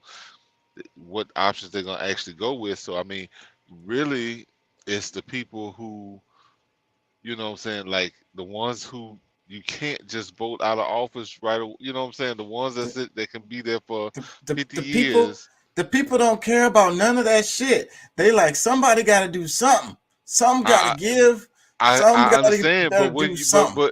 but they need to give a damn about it, because you know you can go attack the wrong person, and because you attacking the wrong person, you never get shit done. Well, them niggas in Pakistan got the president up out of there. I mean, Yeah, he might I have been the mean, wrong person to go at, but he had to jump ship. well, I mean, if you're dealing with a republic, or like, you know, like for us, a democratic republic, which really makes no sense, because I mean, they're very conflicting in many ways. I mean, the only way you can even have a democracy is in a republic, you know, with, you know, okay, but you're asking for a mob rule government inside of a we the people government. It's really weird. I mean, when you really, you know, really get into the definitions of everything. But we could break it down real simply. They said 26% inflation. What would happen here in the United States if it was that? Probably a war. I'm telling you, people gonna be burning buildings down, bro. They not gonna have it, bro. Like, I'm be like, what? 30% inflation? Oh hells no! Oh hells no! They're gonna be acting just like them in this video. Well, and I mean, well, shit, I ain't seen nobody really turn up yet. I mean, it may not have gotten a 30%, but you know that's what they like to do. They raise it gradually. What do they say about the frog in the water? And you just, if you raise the water temperature just a little bit at a time. Well, and I know this, but at the same time, it's just like, regardless, I mean, the biggest problem with it is that it's not balanced, because you know, if the inflation is going up one place, like the fact that they don't have to pay people on that same, you know, higher rates during that same period, then you know what I'm saying, that's where we have the problem. Because okay, you can raise your prices and charge me for everything else, but when I'm at work at your store, I don't get paid no more than I did with inflation hike.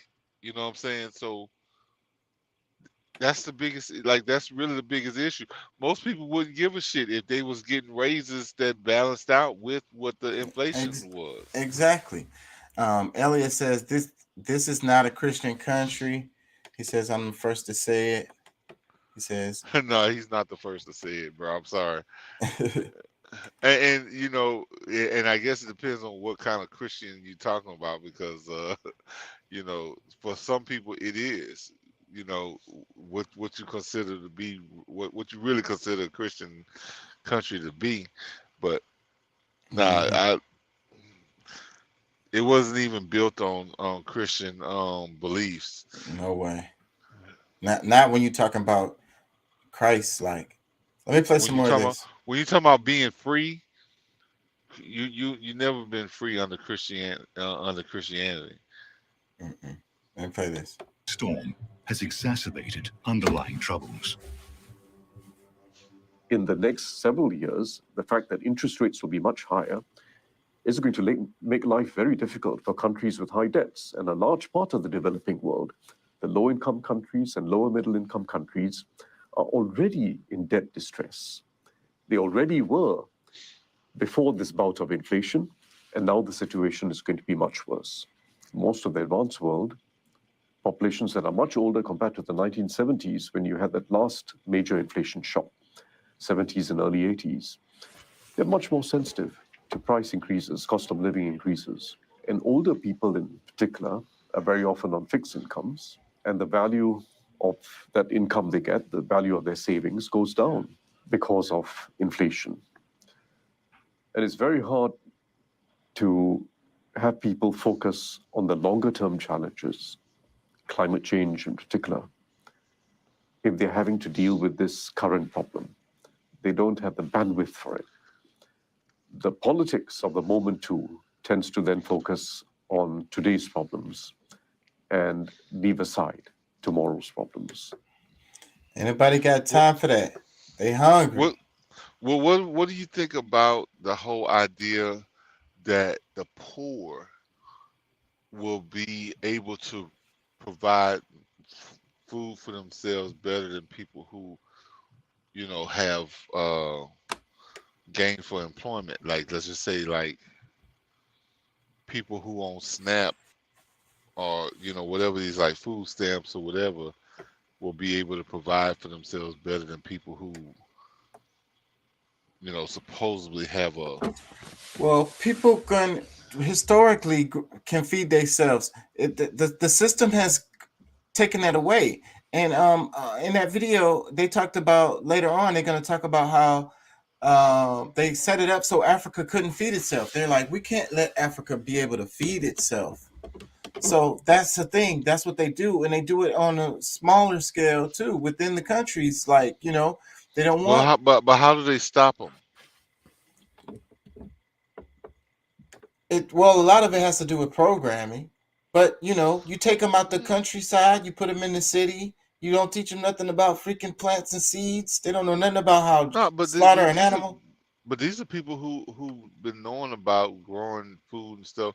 Like, I mean, one of the main things that I see where, you know, a place that can be self-sustaining on their own, grow their own food, they can, you know, at some point be able to use the resources within their, you know, their region to prosper, you know, to be able to sell whatever.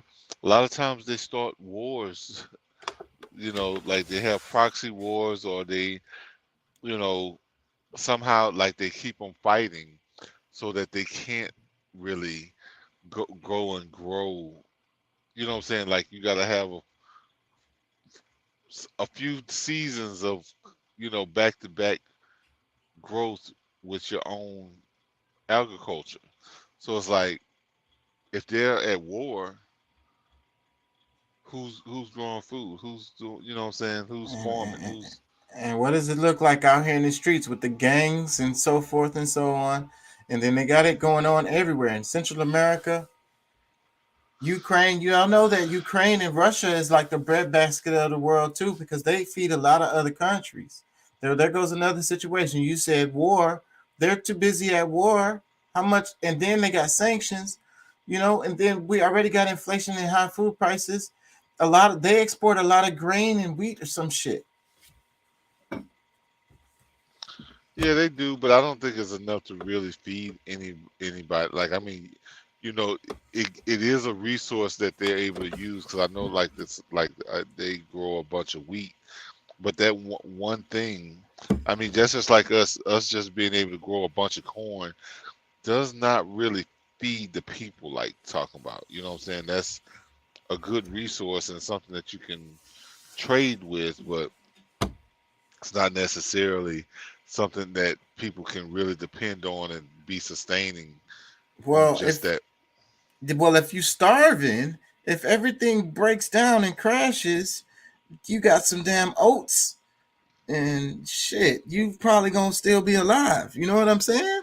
Well, no, I hear what you're saying. I mean, I'm not really arguing against you per se, But at the same time, I'm just saying, like, I mean, we're talking about a self-sustaining country, and in order to have that, like, I mean, you can't just have one good season.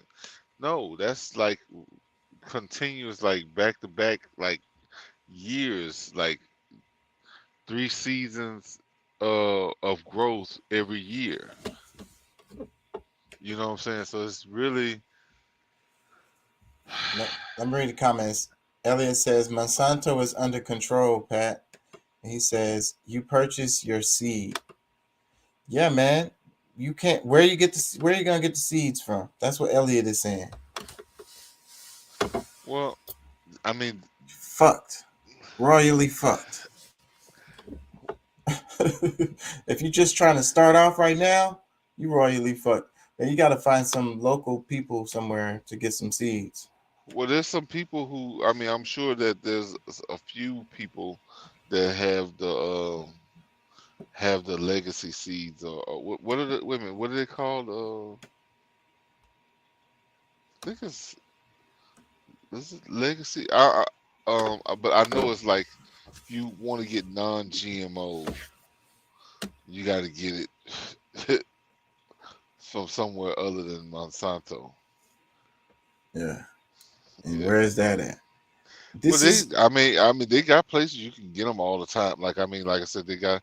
I think it's legacy, or it's I forget the terminology they use for those type. What's the name of those types of seeds? But it's a certain name that they call it.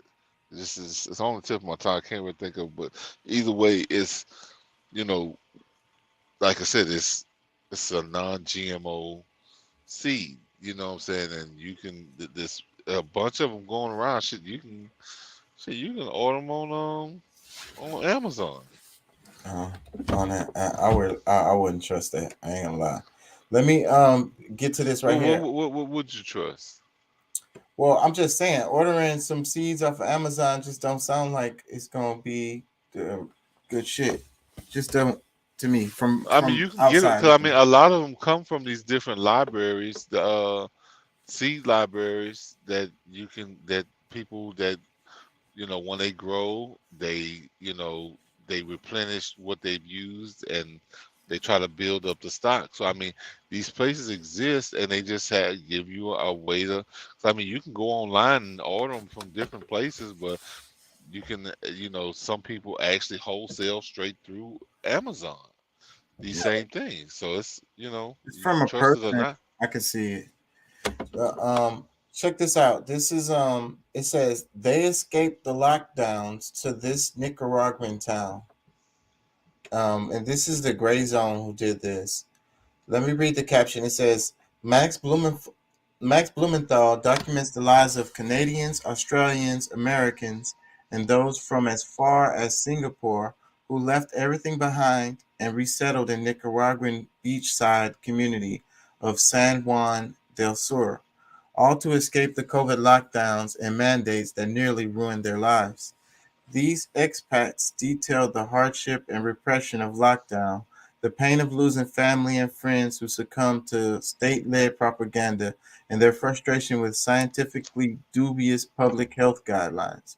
Now in Nicaragua, they described encountering an atmosphere of freedom, safety, and community at stark odds with the image put forward by Western media, which has demonized the country's socialist-oriented government as a brutal autocracy. Autocracy. I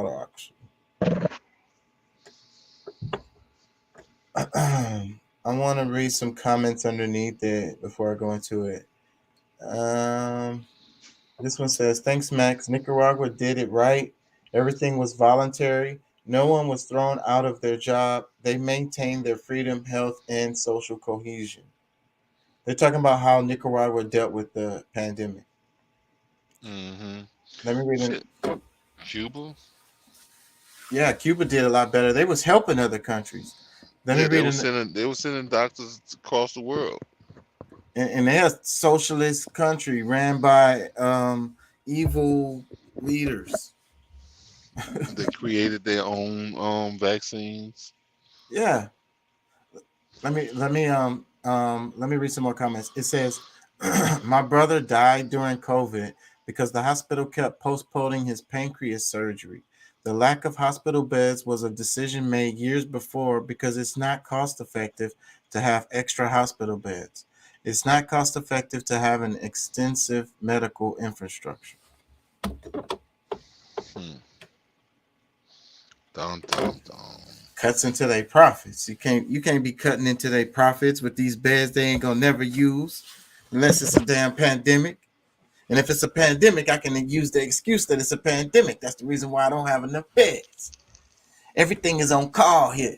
We just order. They have this thing. It's the Streamline thing, and a lot of the companies all across the board are doing this, where they don't store anything. They only keep what they need for like a week or whatever. You know what I'm saying? And then they order more or whatever. That's how it goes. So and they do that with everything. And it's a streamlined system that makes everything cheaper and shit. Let me read another comment. It says, God bless Nicaragua and God bless Latin America. Slowly but surely, the shackles of U.S. imperialism are being removed by people of Latin America who have suffered at the hands of it for so long. Everything for the countries of Latin America are aligning. Seize your opportunity to free yourself. He says, seize your opportunity to free yourself from this cruel imperialism that has held you back for so long. I feel that shit. It says, great documentary. The absurdity of it all makes me feel like the last sane person on earth. I swear to God. It says, as everything in the world seems to worsen, people are forgetting this. They need to be reminded often of what was done to us, and it should never, ever be forgiven. With that comment, let me get into it. Check this out. This will probably Since I wake you first up. visited Nicaragua over 15 years ago, I've been spending extended periods of time in and around San Juan del Sur.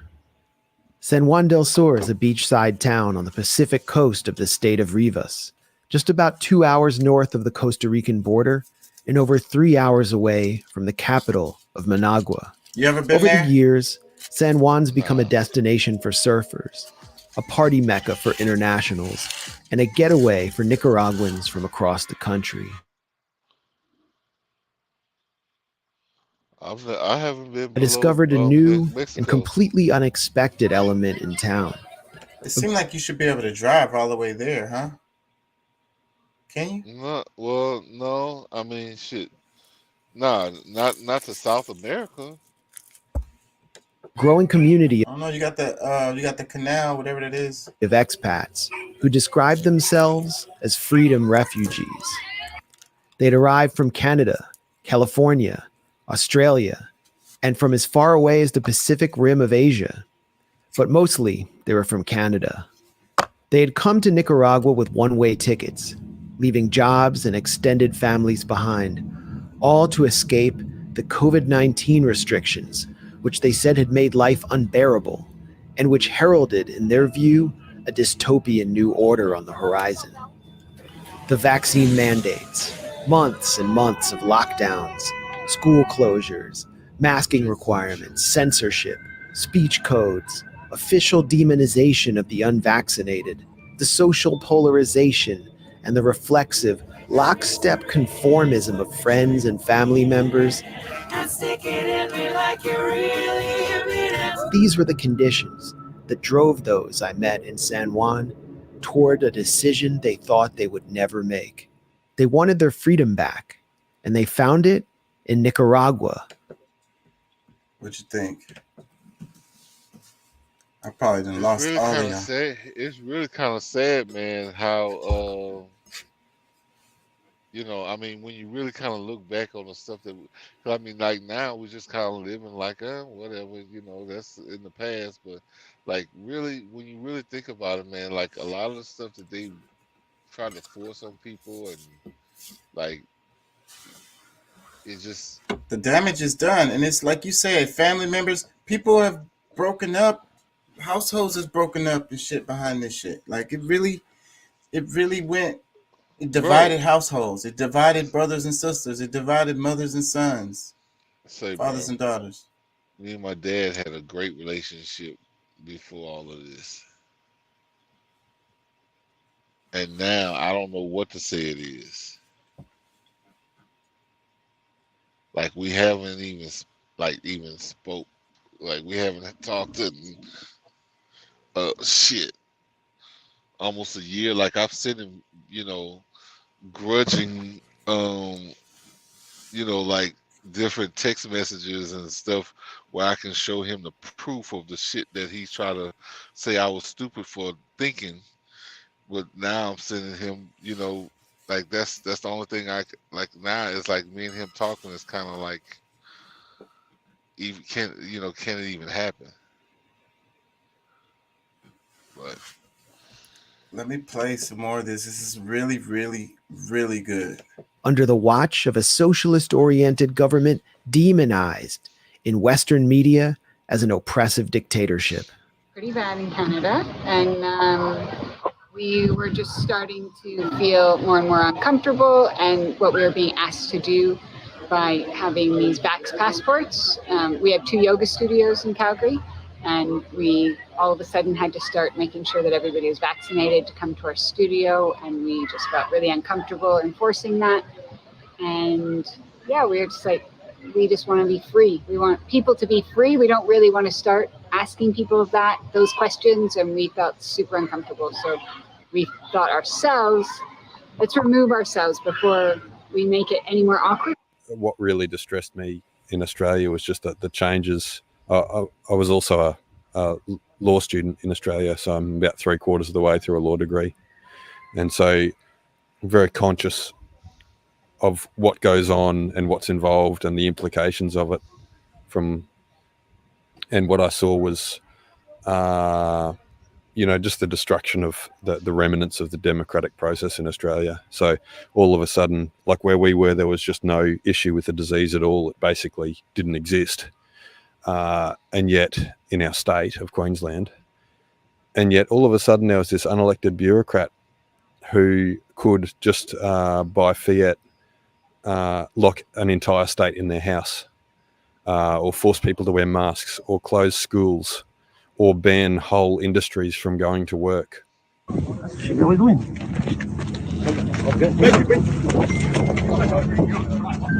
What's your name?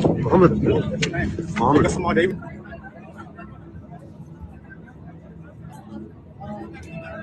Police violently arrest man for not wearing a mask. Police assault a man with a heart condition for not wearing a mask. Just let me get a pickle in a public garden. The pace of it was so alarming, and there was there was just no apparent need for it in Queensland, because there was no one was dying for it. Nobody even had the disease. It wasn't hardly even in our state. And all of a sudden you have to get a government phone app and you have to sign in everywhere you go.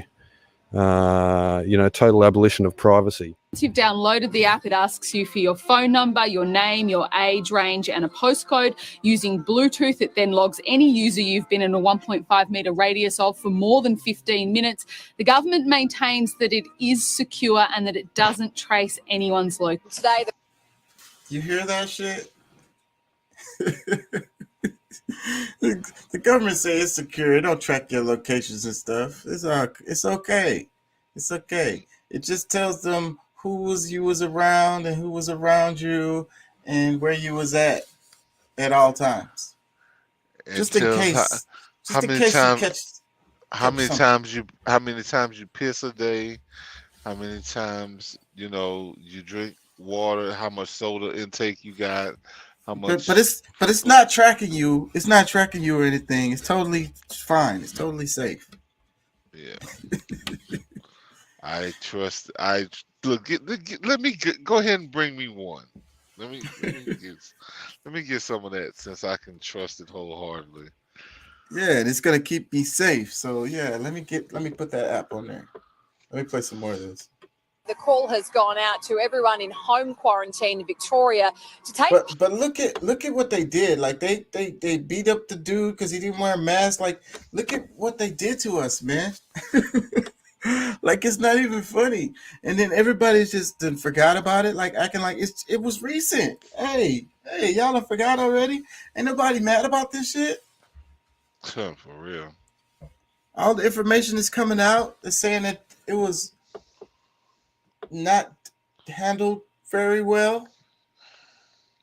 Well, and see, and that's one of the issues for me is, you know, like, all right, I can't really make no big stink because I didn't go out and get no shot. But at the same time, to me, it's like those who have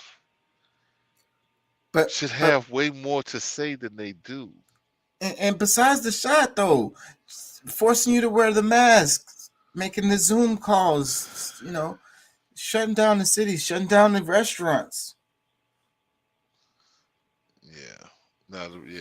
All that stuff is. Yeah, and it says like the industries that's able to, like, and then it's like, yeah, the person who's going around telling people what they can and can't do is not even somebody that we chose to do this for us. If things like this is an unelected person, right? Like the same way that we had, you know, totalitarian, like not elected, not even a representative, and this dude just waltzes out of nowhere and be like, hey, everybody, y'all got to do this and y'all got to do that and y'all got to do that, and it's for your own safety, and that's it. Anybody that pushes against it is they're a killer. They want you dead. Unpatriotic. If anybody that fights against this is unpatriotic, it's just like, wow. Doc says there's a film from Australia about 6 months ago where they were cuffing her and forcing a mask on her. Australia went all the way to the extreme with their shit. He says, well, they had to take out so many mom and pop stores, restaurants, so the corporate chains could flourish. I think so. And just tightening the grip a little bit, just pinching just a little bit more. They have monopolies, freaking global conglomerates all over the place, and they want every little penny, bro. They don't want no mom and pops making nothing. We want Amazon could have been making that, or you know, Whole Food, whatever company you want to name. They could have been making that money. They're like, nah, we don't want none of y'all to have no autonomy, no freaking sovereignty. We don't want you to have no security, job security. We don't want you to have none of that. Doc says, I believe 46 said people that don't get poked are the second greatest threat to the safety of other Americans. After 45 followed, of course. I think he did say that. Let me play some more of this before we get in trouble. Part of our pilot program, and what that means is that they will receive random phone calls and they have to answer within 5 minutes with a selfie sent to this app, which will then geo-track where that person is and to make sure that they are who they say they are as well. If they don't answer within that 5 minute period, that's when health officers come knocking. Pete? For 2020, the year of lockdown at home, I saw as my kids just gained the weight. They actually had more problems from the online schooling and staying at home than they went to the school. So that's really disturbing me. My older daughter, she actually cried a lot because she couldn't walk out with friends to go somewhere to meet them. So it was really a problem for my family. But I know much more problems from other families, my friends. Friend of mine, her husband was diagnosed in 2020. Yes, he was diagnosed with a tumor in his head. And he was needed MRI. And he couldn't get an appointment for MRI. He waited. So he did few MRIs after a while, but last year he needed to check up if it's growing or not. and he waited for 3 months for appointment, and then they canceled it at all because of the lockdown. When people are seeing cancer treatments and elective surgeries put off because beds are filled with people who chose not to get vaccinated, we're frustrated. When people see that we're in lockdowns or serious public health restrictions right now because the risk posed to all of us by unvaccinated people, people get angry. I don't wish death upon them. I have 2 kids under 12, so just as a statement of fact, it would be better for me if they died. Like I would prefer. What? That's not mean. That's just true. They're spreading a disease that my kids are vulnerable to, so I don't wish them ill will. I'm just saying the fact that it would be better if they were dead for me and my kids. It would be better. Be better for me and my restaurants too. Do y'all hear this? So like this is what should make you angry. You know what I'm saying? After the fact, and it was so cool to talk like that. It was so acceptable to talk like that. You know? Like, that's horrible. Yeah. But shit. People really think this way. Doc says Whole Foods sold to Amazon during the pandemic. He says, I still do not use the full year in conversation. Last year or this year, I refuse to say 2021 or 2022 because, yeah, man, it's like they scrapped those damn years off the map for us. But like I say, this should make you angry, though. You know, like listen to how these people were talking. It's like, oh, you know, I'm not saying I wish they were dead, but I wish they were dead. They're destroying my business too.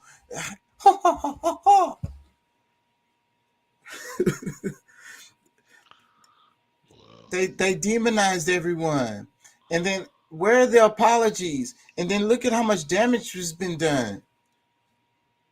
And the worst part of it is how everybody just went along with it and was like, well, you know, and it's like it's okay to freaking talk bad about these people. You're supposed to support the science, support Fauci. You're supposed to support the government and what they're telling you, and have faith and believe that what they're telling you is true and is the best thing for you to do, right?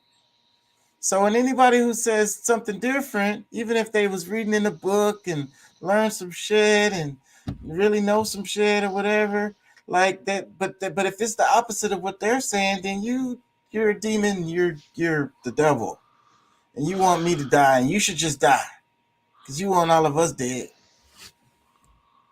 Yeah, and I mean, but it's not even a real like confirmed sources of the information that they're giving out. There's nothing that shows both sides of the fence. It's all just what I say, and this is this, and this is that, and this what it's gonna be is what really rubbed me the wrong way. It's like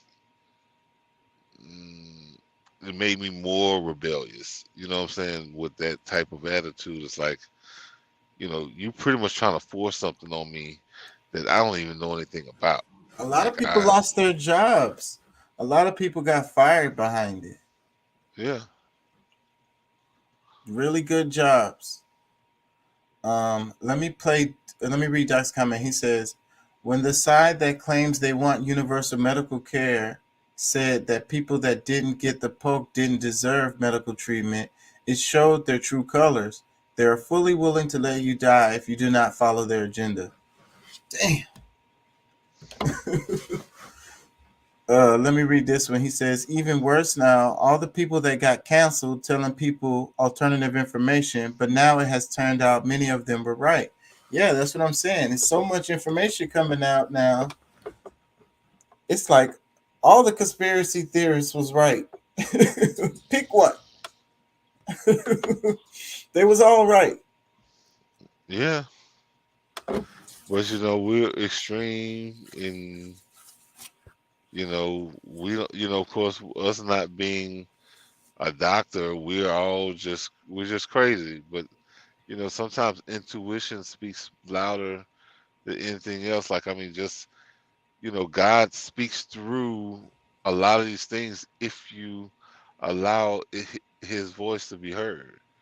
You know what I'm saying? You gotta listen. Open yourself up to it.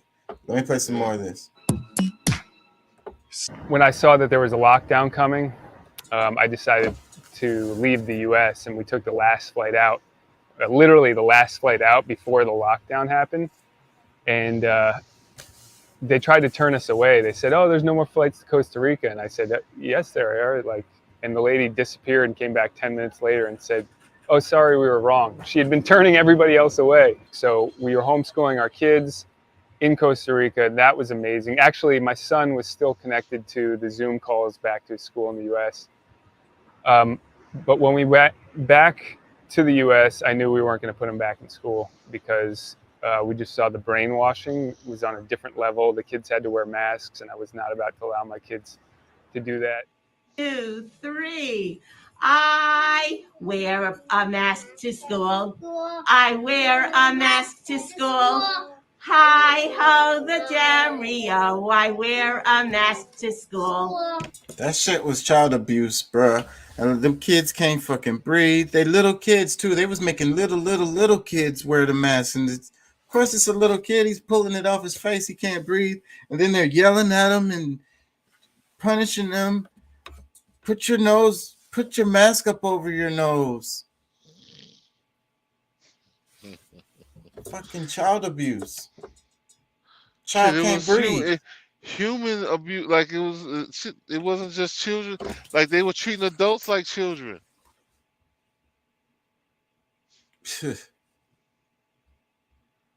Doc says a group of doctors lost their practices or licenses by arguing against St. Fauci.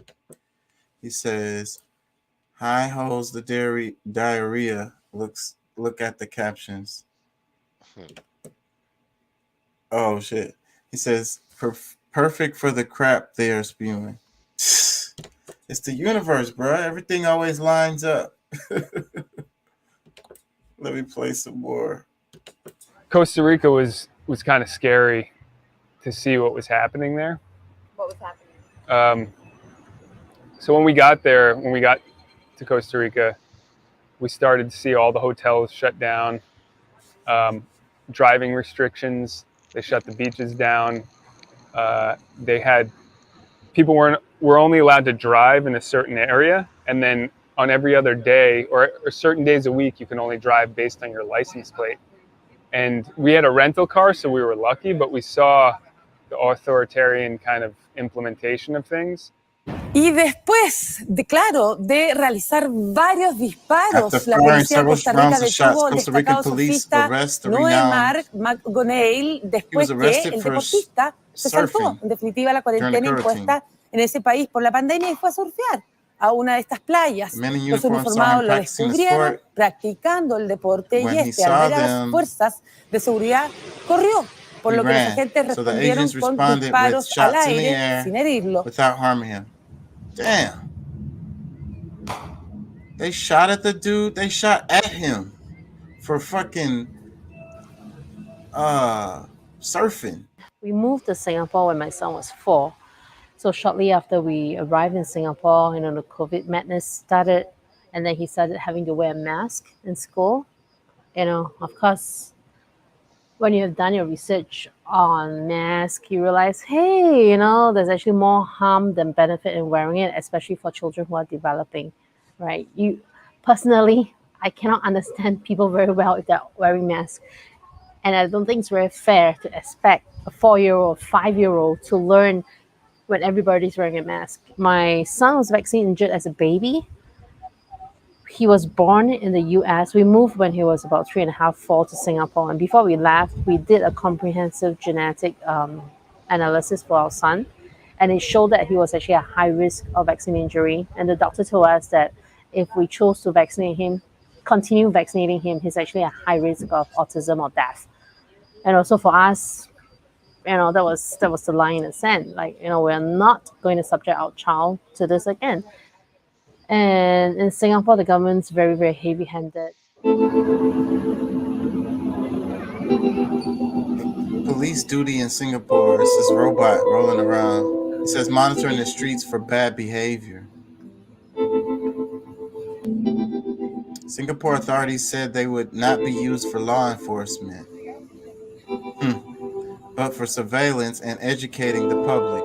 Yeah. Currently, anybody who wants to work in Singapore, if you're not a local, you have to be vaccinated. If you are a family with a child, you have to sign a note to promise that you'll vaccinate your child within a certain period of entering the country, right? If your child is not fully vaccinated yet. So that's how strict it is. So our son Caden was diagnosed with infant leukemia at 6 months old after his first dose of his first vaccines.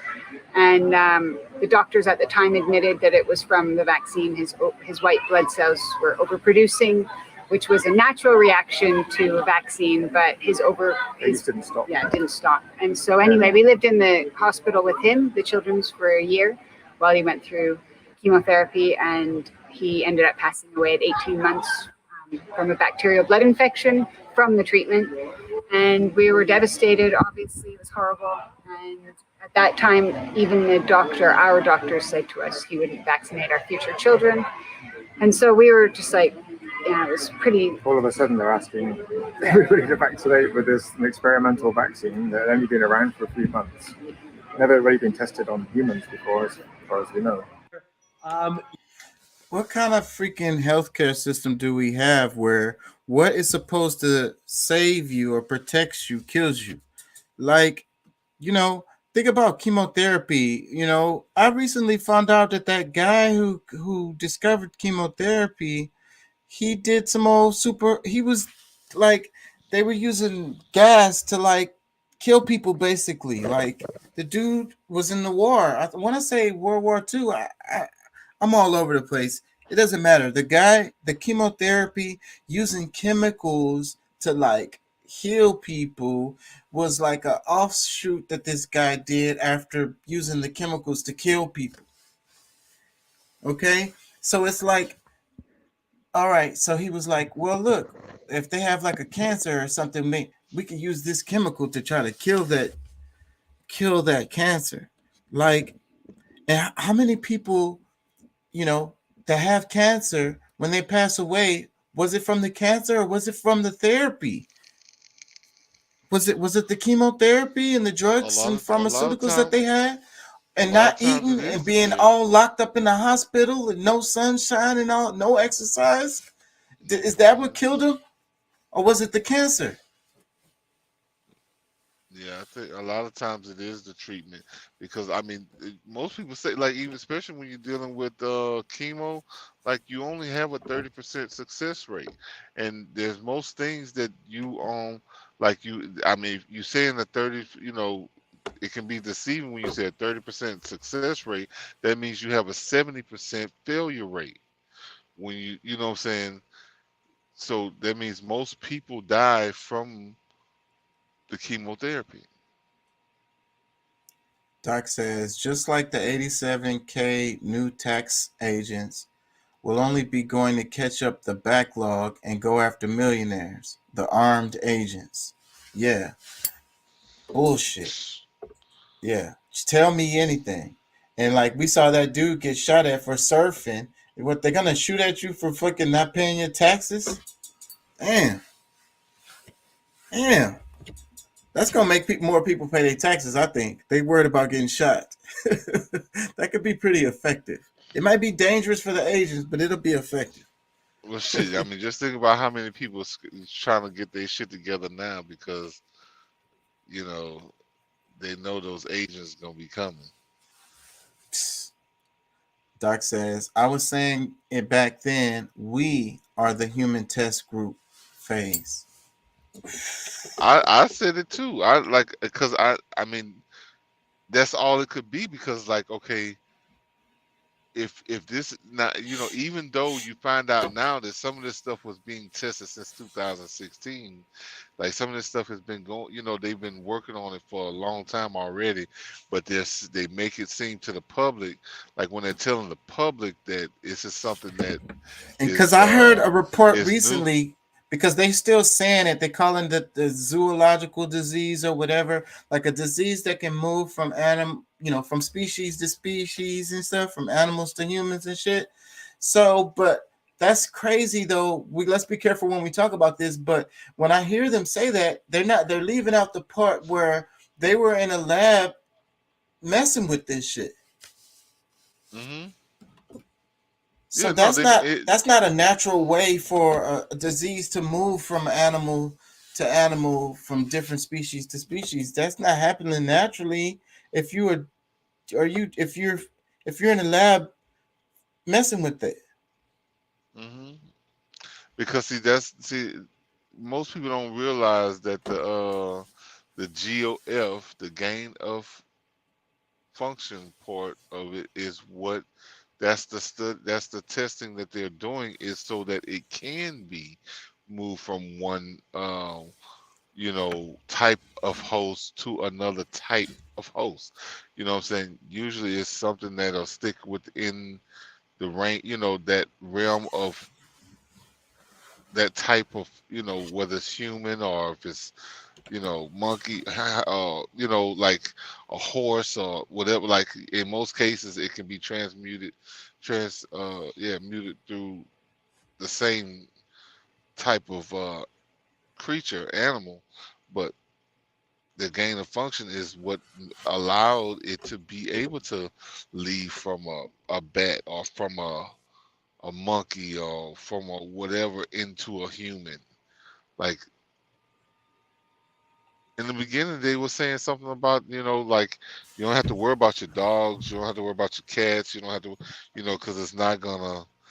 But at the same time, who really knows? Well, they obviously didn't know, or maybe obviously they didn't know. They were saying that shit. So it's like, well, I mean, we can't trust what they know or what they, because I mean, the fact that they know stuff doesn't mean that they're gonna be honest with us. Yeah. So, but the question is on that topic, and let's be careful.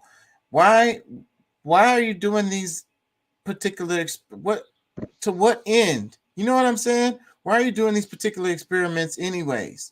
To figure out how these diseases can move from different species and all of this shit.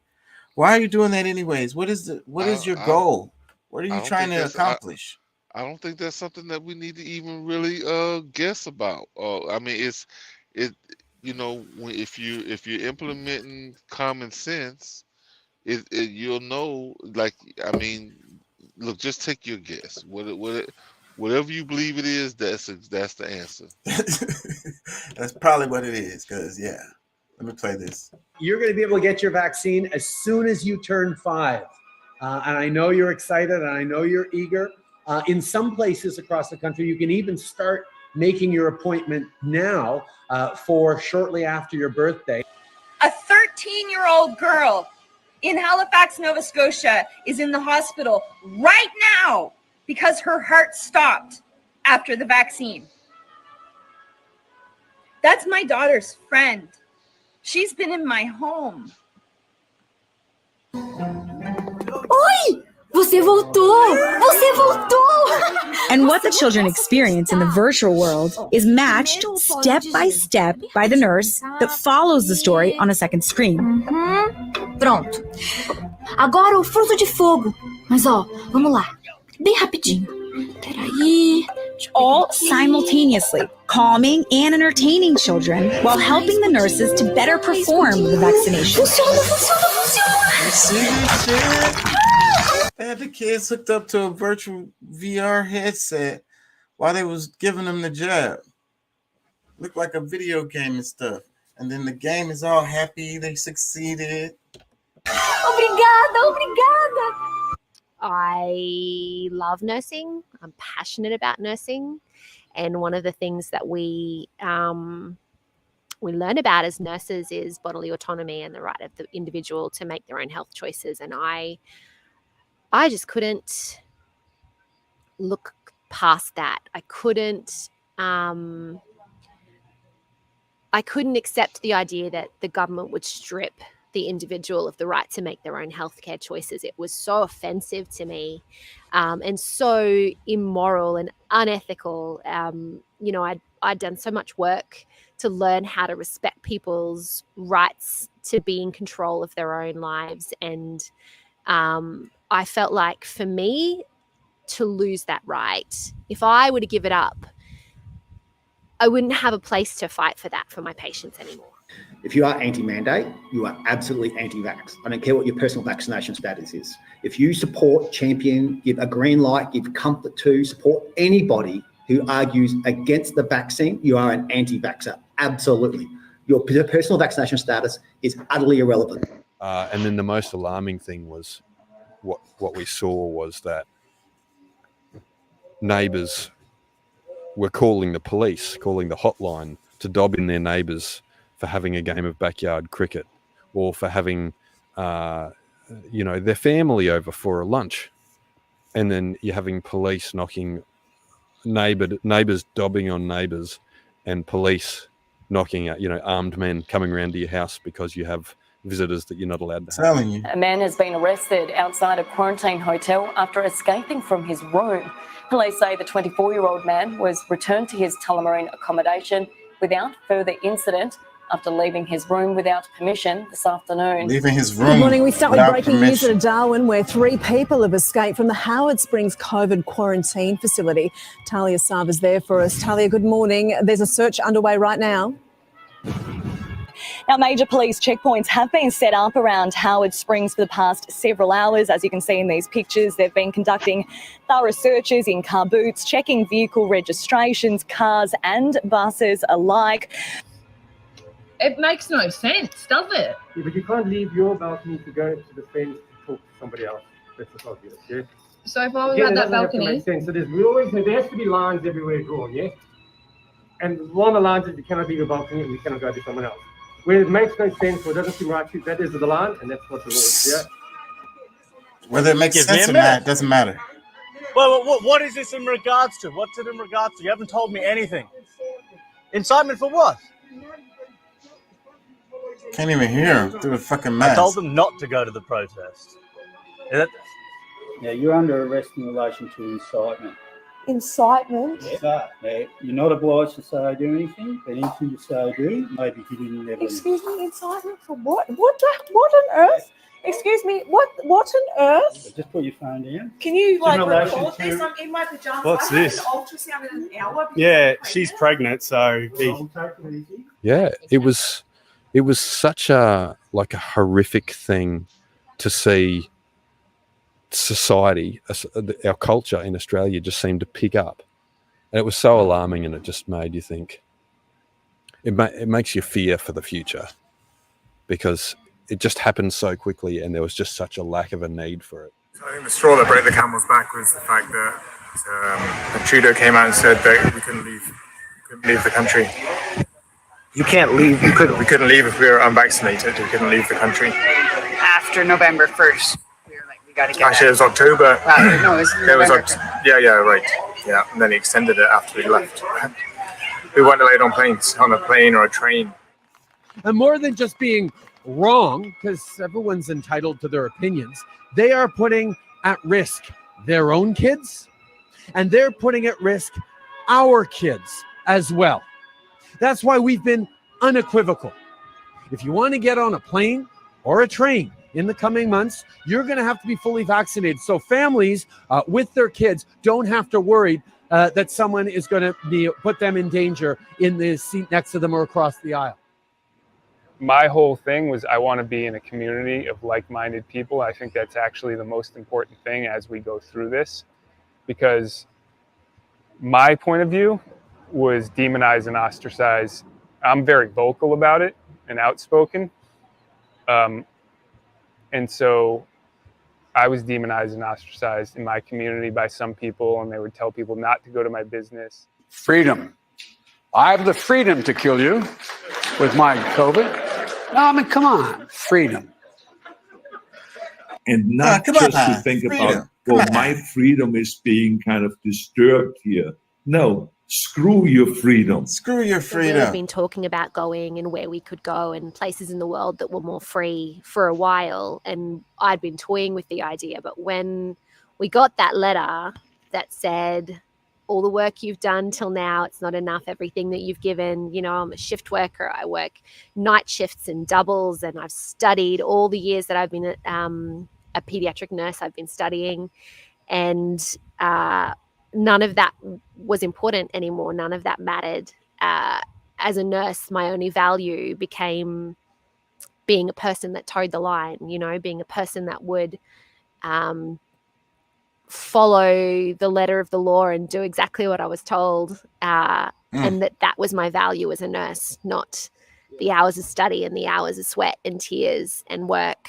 And I was so disillusioned that both my employer and my state, because I was employed by the state, would devalue me like that I couldn't stand to be there anymore. It was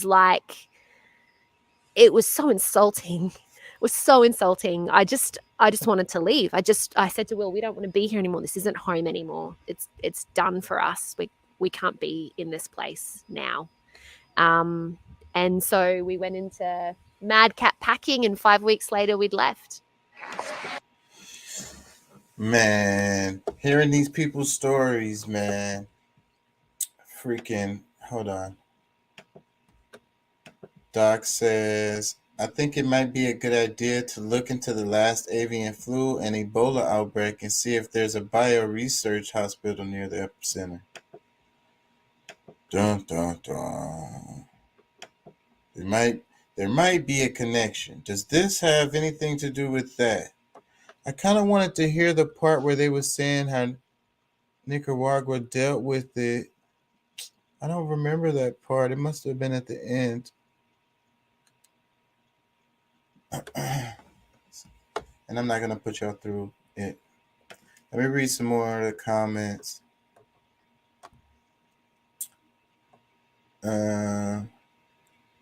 It says, I think I read this one earlier, but I want to read it again. It says, as everything in the world seems to worsen, people are forgetting this. They need to be reminded often of what was done to us, and it should never, ever be forgiven. Yeah, so people should get in trouble for some of this stuff. Nobody's mad, so ain't nobody going to get in trouble. Let me read some more comments. It says, my heart goes out to the couple who lost their son to infant leukemia. Heartbreaking story. Another comment, it says, was in SJDS in May, just needed to have negative COVID tests. Nicaraguans had gotten the Sputnik vaccine and actually did shut down to tourists for a while. They had no mass outbreaks, as far as I've learned. Managua Airport was still shut for flights from U.S. Had to fly into Liberia Airport into Costa Rica. No negative test needed for CR, but required a NICA border for entry. Yeah, so that was the point. Like, I don't know what part of the video, I don't know how I didn't, but I ain't going to make y'all suffer through it. But they talked about how Nicaragua dealt with it. And the people felt freer. And I don't think people weren't getting sick and shit. It was like just normal. Let me read some more comments. It says, really, really eye-opening to see how many people just jumped up and down begged like kids to feel safe by this malevolent Uncle Sam's of the world, who literally evidently don't give a fuck about the health of anyone on the planet. Just insane and sad. Damn, I boggled their sentence, but they wrote weird. Whatever. I'll move on. This is a brilliant Max and Anya. The production is perfect. I'm about to watch it again. Yeah, I watched this whole thing. It was really good. Let me read some more. It says, I pray these people realize how fortunate they are able to have the means to up and relocate, while a large majority of us are struggling to make ends meet. More power to them. But please realize we don't all have that luxury. God bless. I wanted to mention that. I'm glad this comment said that, because all of those people that they were interviewing were people that were, you know, I would say monetarily pretty well off, you know. How many people was able to look on the map and be like, look, you know what? Let's go here.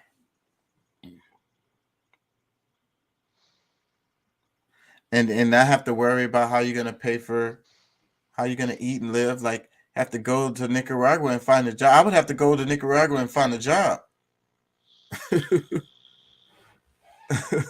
right away. I probably would need to find a job before I move there, actually. Let me read some more comments. It says, it's truly sad that things have gone in this direction in the world where people have to deal with this stuff. Frankly, I'm strongly leaning towards what these folks are doing and just living in a place like Nicaragua as an expat. The only caution I'd give is that at some point this tyranny is a plague, and they have to be prepared for it if or when it visits them when they fled. For those where this fleeing is not possible, you must fight against this where you are at all costs. To think too many citizens are far too comfortable, and at least these people decided to leave their comfort for greener pastures and form a rejection of this tyranny. Yeah, the other part was they were saying that people were saying that, oh, it's so dangerous in Nicaragua and all of this, and you're going to get killed.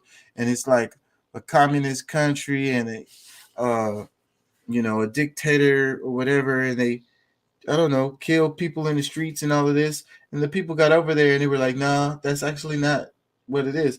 And the dude was saying, he was saying it was actually more dangerous in Costa Rica than in Nicaragua. And Costa Rica is a normal destination that people tell you to go to.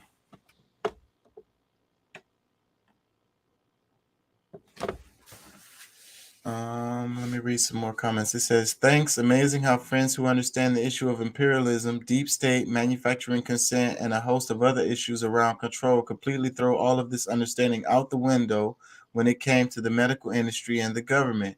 Over this one issue, the government all of a sudden became benevolent and is looking out for our best interests. I know. How did that happen?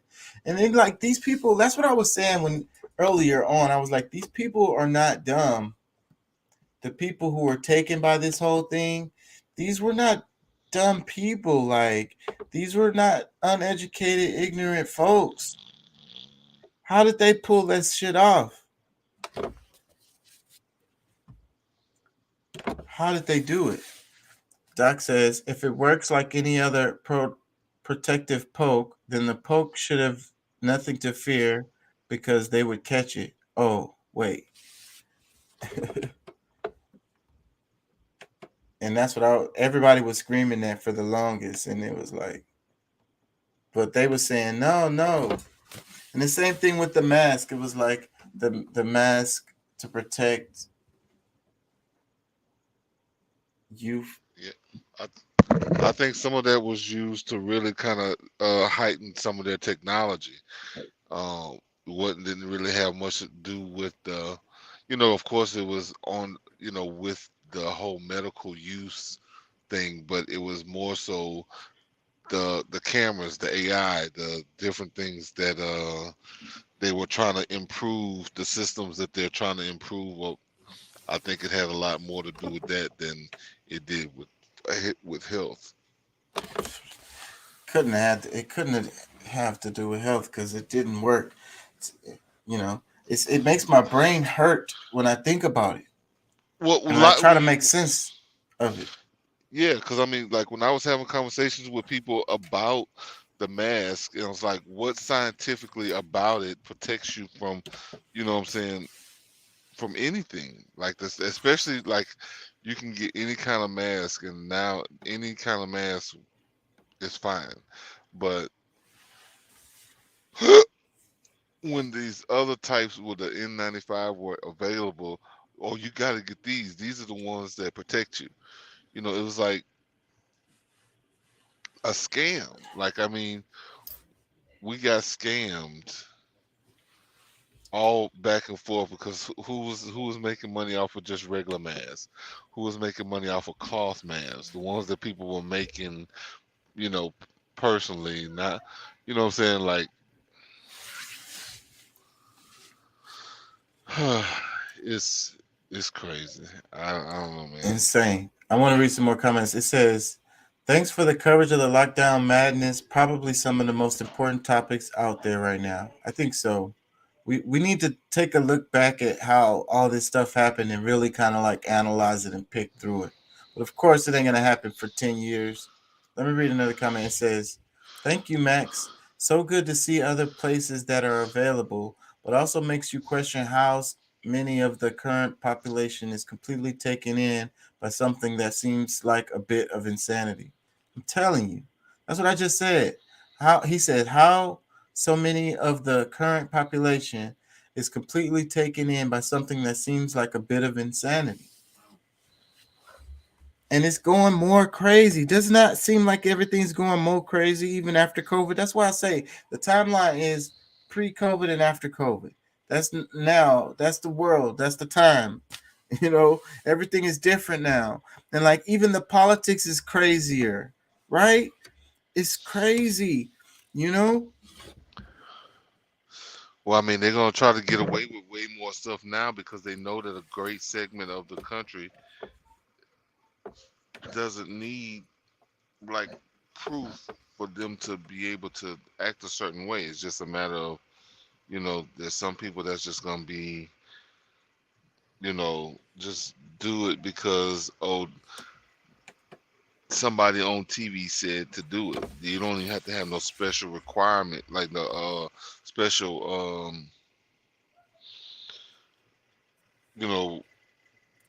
like you don't have to meet any type of certain guidelines in order for them to be able to request you to do things that doesn't make any sense. And it's like if you're telling me to do something and then if I do it, then I'm submitting to this like insanity. And how do I come back to sanity after that? And it's like, especially if I justify it and I try to make it make sense in my mind or whatever, and that's what I'm saying. So I think they drove us insane, a segment of us anyways. And then after that, they're putting more on top of it. And now we got this super insane politics, like the super insane mess, like crazy. Oh yeah, I mean China, Taiwan, like a lot of those. I mean, really, Asia is you can't really miss Asia with almost any kind of product. Not just the mask, but I mean, shit, damn near everything. I mean, shit, if you really want to get some stuff wholesale, what do you call? Who do you call? Alibaba. Well, what are you talking about? India or China? Yeah, China. Oh man. Yeah, Florida caught it with the damn hurricane, man. I'm about to wrap because I can't stay on long. I gotta work tomorrow. I'm really trying to shorten these shows up too. Ron DeSantis, how do you think Ron DeSantis is gonna come out of this with the hurricane, Afterwards, is he going to look like a hero or is people going to love him? Is it going to be good for the elections? What do you think? Well, I think it's going to depend on the response. I mean, like, I think that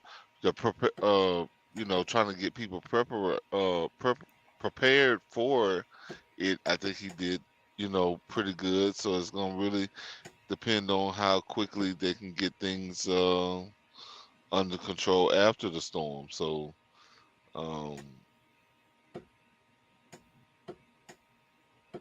that's what I was thinking. It depends on how he deals with after the storm.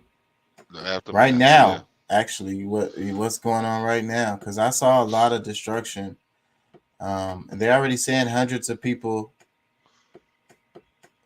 fatalities already. I'm sure those numbers are gonna go up. The from the pictures that I saw, and it's always, people going out there trying to move around in a damn hurricane. Look at this one right here. This is a lady in a boat.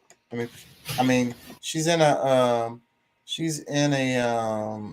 air mattress in her living room, floating around. Someone needs to come help. Hold on. What do we want it? Anyone? I just want to say, if you've ever floated in a floaty pool in your own living room with your refrigerator, your door, if you can see me now, I'm alive, still floating in water. Someone needs to come help. It's not even an air match. It's a real boat. Oh man. Don't wish that shit on nobody, man. That water comes in there and it just trashes everything. Oh yeah. And it's so dangerous. Everything becomes dangerous. Just regular everyday items become dangerous as hell.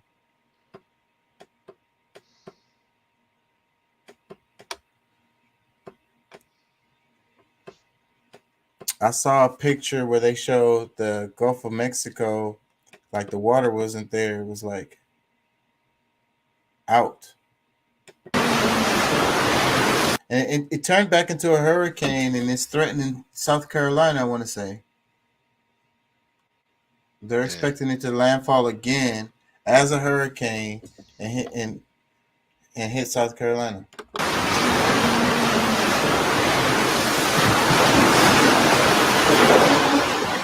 I saw a picture where it was a McLaren that was in a garage, and it ended up busting through the garage and floating in the street.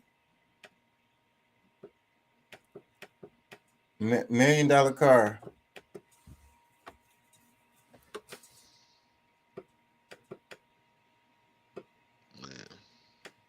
Yeah, so the economic damage of this is going to be huge. Did you see all those boats? All them boats and yachts got pushed up on the shore and shit. Destroyed. Just hopefully the people was gone. Doc says politics going crazy was Clinton forward. Sadly, Republicans started it by letting Starr spend $40 million to prove that Slick Willie got a blowjob. Personally, I'm glad that the man with his finger on the button was relaxed. Something that was between the three people involved: man, wife, meat wallet. Let me read another one. He says, when I lived in Florida, the wind would get so bad, I would pine needles sticking out of the backside of telephone poles, like all the way through and sticking out. Damn. Fucking, it seems like, because it's so flat, right? And then it's lower than sea level. It's a lot of parts that's lower than sea level. And then you got the ocean right there. Fucking wind just blowing right off the damn ocean. That storm surge was a mug. I was looking at the pictures of that. I'm sure that's what caused a lot of the damage. Yeah. It's like the ocean coming into your house, literally. Yeah, your house is actually a part of the ocean right now. Like, damn shark might swim through your living room and shit. Be like that movie.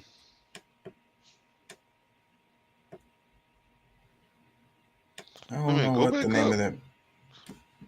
I don't know what the name of that movie was. This one? Next one. I think it's the next one. Biden. Yeah, it looked like he was. Who was killed in a car crash over the summer. And I want to thank all of you here, including bipartisan elected officials like Representative Governor, Senator Braun, Senator Booker, Representative Jackie, are you here? Where's Jackie? I didn't think she was going to be here to help make this a reality. No, Joe, what are you? I can't play Trevor Noah. They're going to get me for that. He says calling out dead Congresswoman is really embarrassing for Biden, but at least he realized she wasn't there.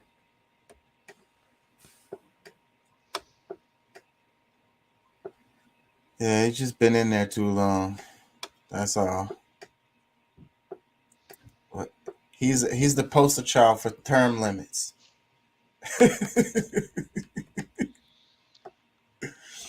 Who is that? I say Joe Biden is the poster child for term limits. Oh, shit. Just put a picture of him on the billboard and write term limits. Man.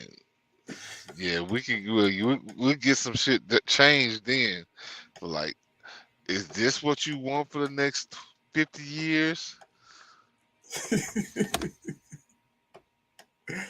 He might just make it. Never know. Oh man. Yeah, I'm gonna have to wrap it. Let me it's see. time for me. Doc says he gotta survive the term first. Shit. You know what they're saying? He probably not gonna run. I keep hearing more and more rumors. And I think this might be what happens. I think that and we talked about this, but you wasn't here, Pat. But there's a chance that Biden won't run for re-election after this term. Yeah, that's what they're saying. No, I mean when he came, like, look, they just needed somebody to beat Trump, and then they gonna beat Trump over the head so much with all this other stuff, the J6, January 6th, and then like just everything they can to try to discredit that, so that whoever they come up with, because they already, they already know whoever that's come next is gonna be very weak. They're not, because I mean, really, the only thing that Biden had to stand on was the fact that he ran with Obama. So that was a familiar face, and people just kind of went along with that. But besides that, I mean, you got Kamala Harris, Elizabeth Warren, Bernie Sanders, and who else? I mean, a few others maybe. But, like, they're not really popular with the people anymore. Like, Sanders is, but they was already afraid that he wasn't going to win against Trump. Like shit. If Trump decides to run again, what's going to happen? He going to be president. But hey, yeah. Well, anyways, it's gonna be interesting, especially if Trump, because I don't know, when was the last time that has happened where the incumbent was like, nah, I ain't. But they might make an excuse and be like health reasons or some shit like that. Man, he shouldn't have been president now. Like, they knew about his cognitive functions before, but they just because of, like, in order to win and be able to have their influence in office, they pushed for him to be president. Like, these people knew he was. Like we were saying, he was like, he probably didn't even want to run. He was like, Joe, get in there, Joe. Like, what? He didn't want to run. He was retired. Like, he could have ran the first. Like, he could have been, like, it would have been even easier for him to become president after he ran with Obama. Like, I mean, it would have made more sense. Like, all right, the vice president, he's gonna run for president now. Blah blah blah. Like, it would have been almost like seamless. Like, if he would have ran that, from then, at that point, right after him and Obama's term. But he didn't want nothing to do with. He was hoping he could be able to play golf, go to Ukraine, and go on and retire. Whatever. I mean, his son is doing all that shit, but man, he didn't want to run. I can I can practically pretty much tell Go you to go to Mar-a-Lago he was with forced. with He Obama. was Do some yeah, sell. look, he was forced to run. Like his life was threatened if he didn't run. Yeah. It was like, we need you, Joe. You got to get in there, Joe. Right. Don't worry about it, Joe. You just gonna be the face. Just don't say too much. Just the biggest thing you need to learn is when to shut the hell up. You know what I'm saying? And that's been his issue. Like he don't know when to shut the fuck up. Man, Floridians is a trip. Look at this dude swimming through the. What, to his house? Inside his house. Oh my god. Oh my god. Do not try this at home, people. This is not a good idea. He has an upstairs area to go and be in. That water is toxic. This is pictures of Fort Myers Beach.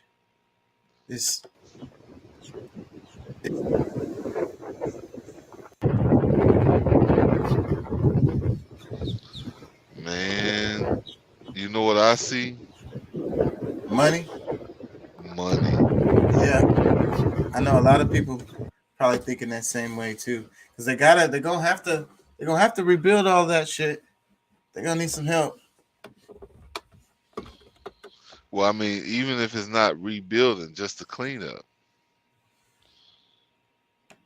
Yeah, they're gonna need supplies. They're gonna need wood, lumber, materials.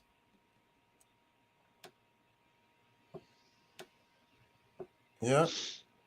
They always hire a bunch of FEMA workers. They're gonna need a bunch of them.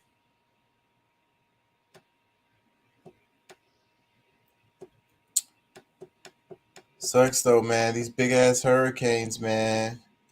See, I can't say nothing because I live in Houston. Chance of us getting one. There's a chance. There's always a chance. Look at the sky, bro. That shit's crazy. Yeah, that shit's crazy.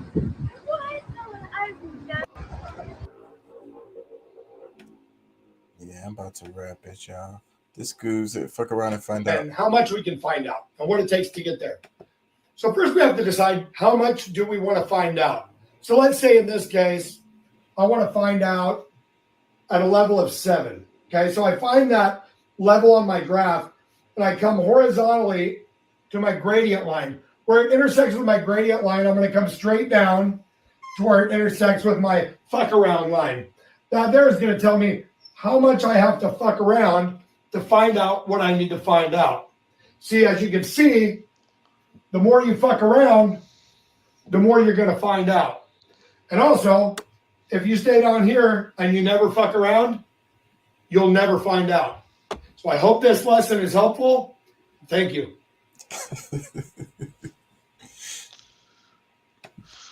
Okay.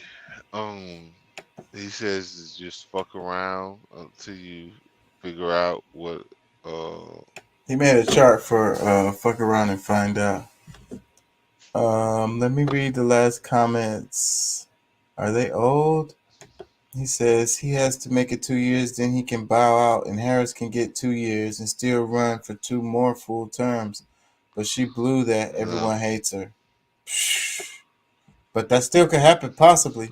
Well, I mean, she blew it before she even got in office. Like, people pretty much said they did not want her in office. They didn't want her for president or none of that. And then, they still forced her on us with them picking her as a vice president. Like, there's something wrong when, like, they're trying to force a certain person into position for you to be more accepting of.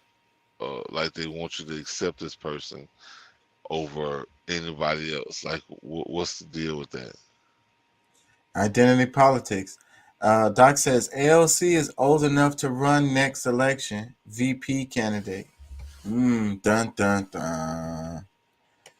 Doc says 46 was the least offensive candidate possible.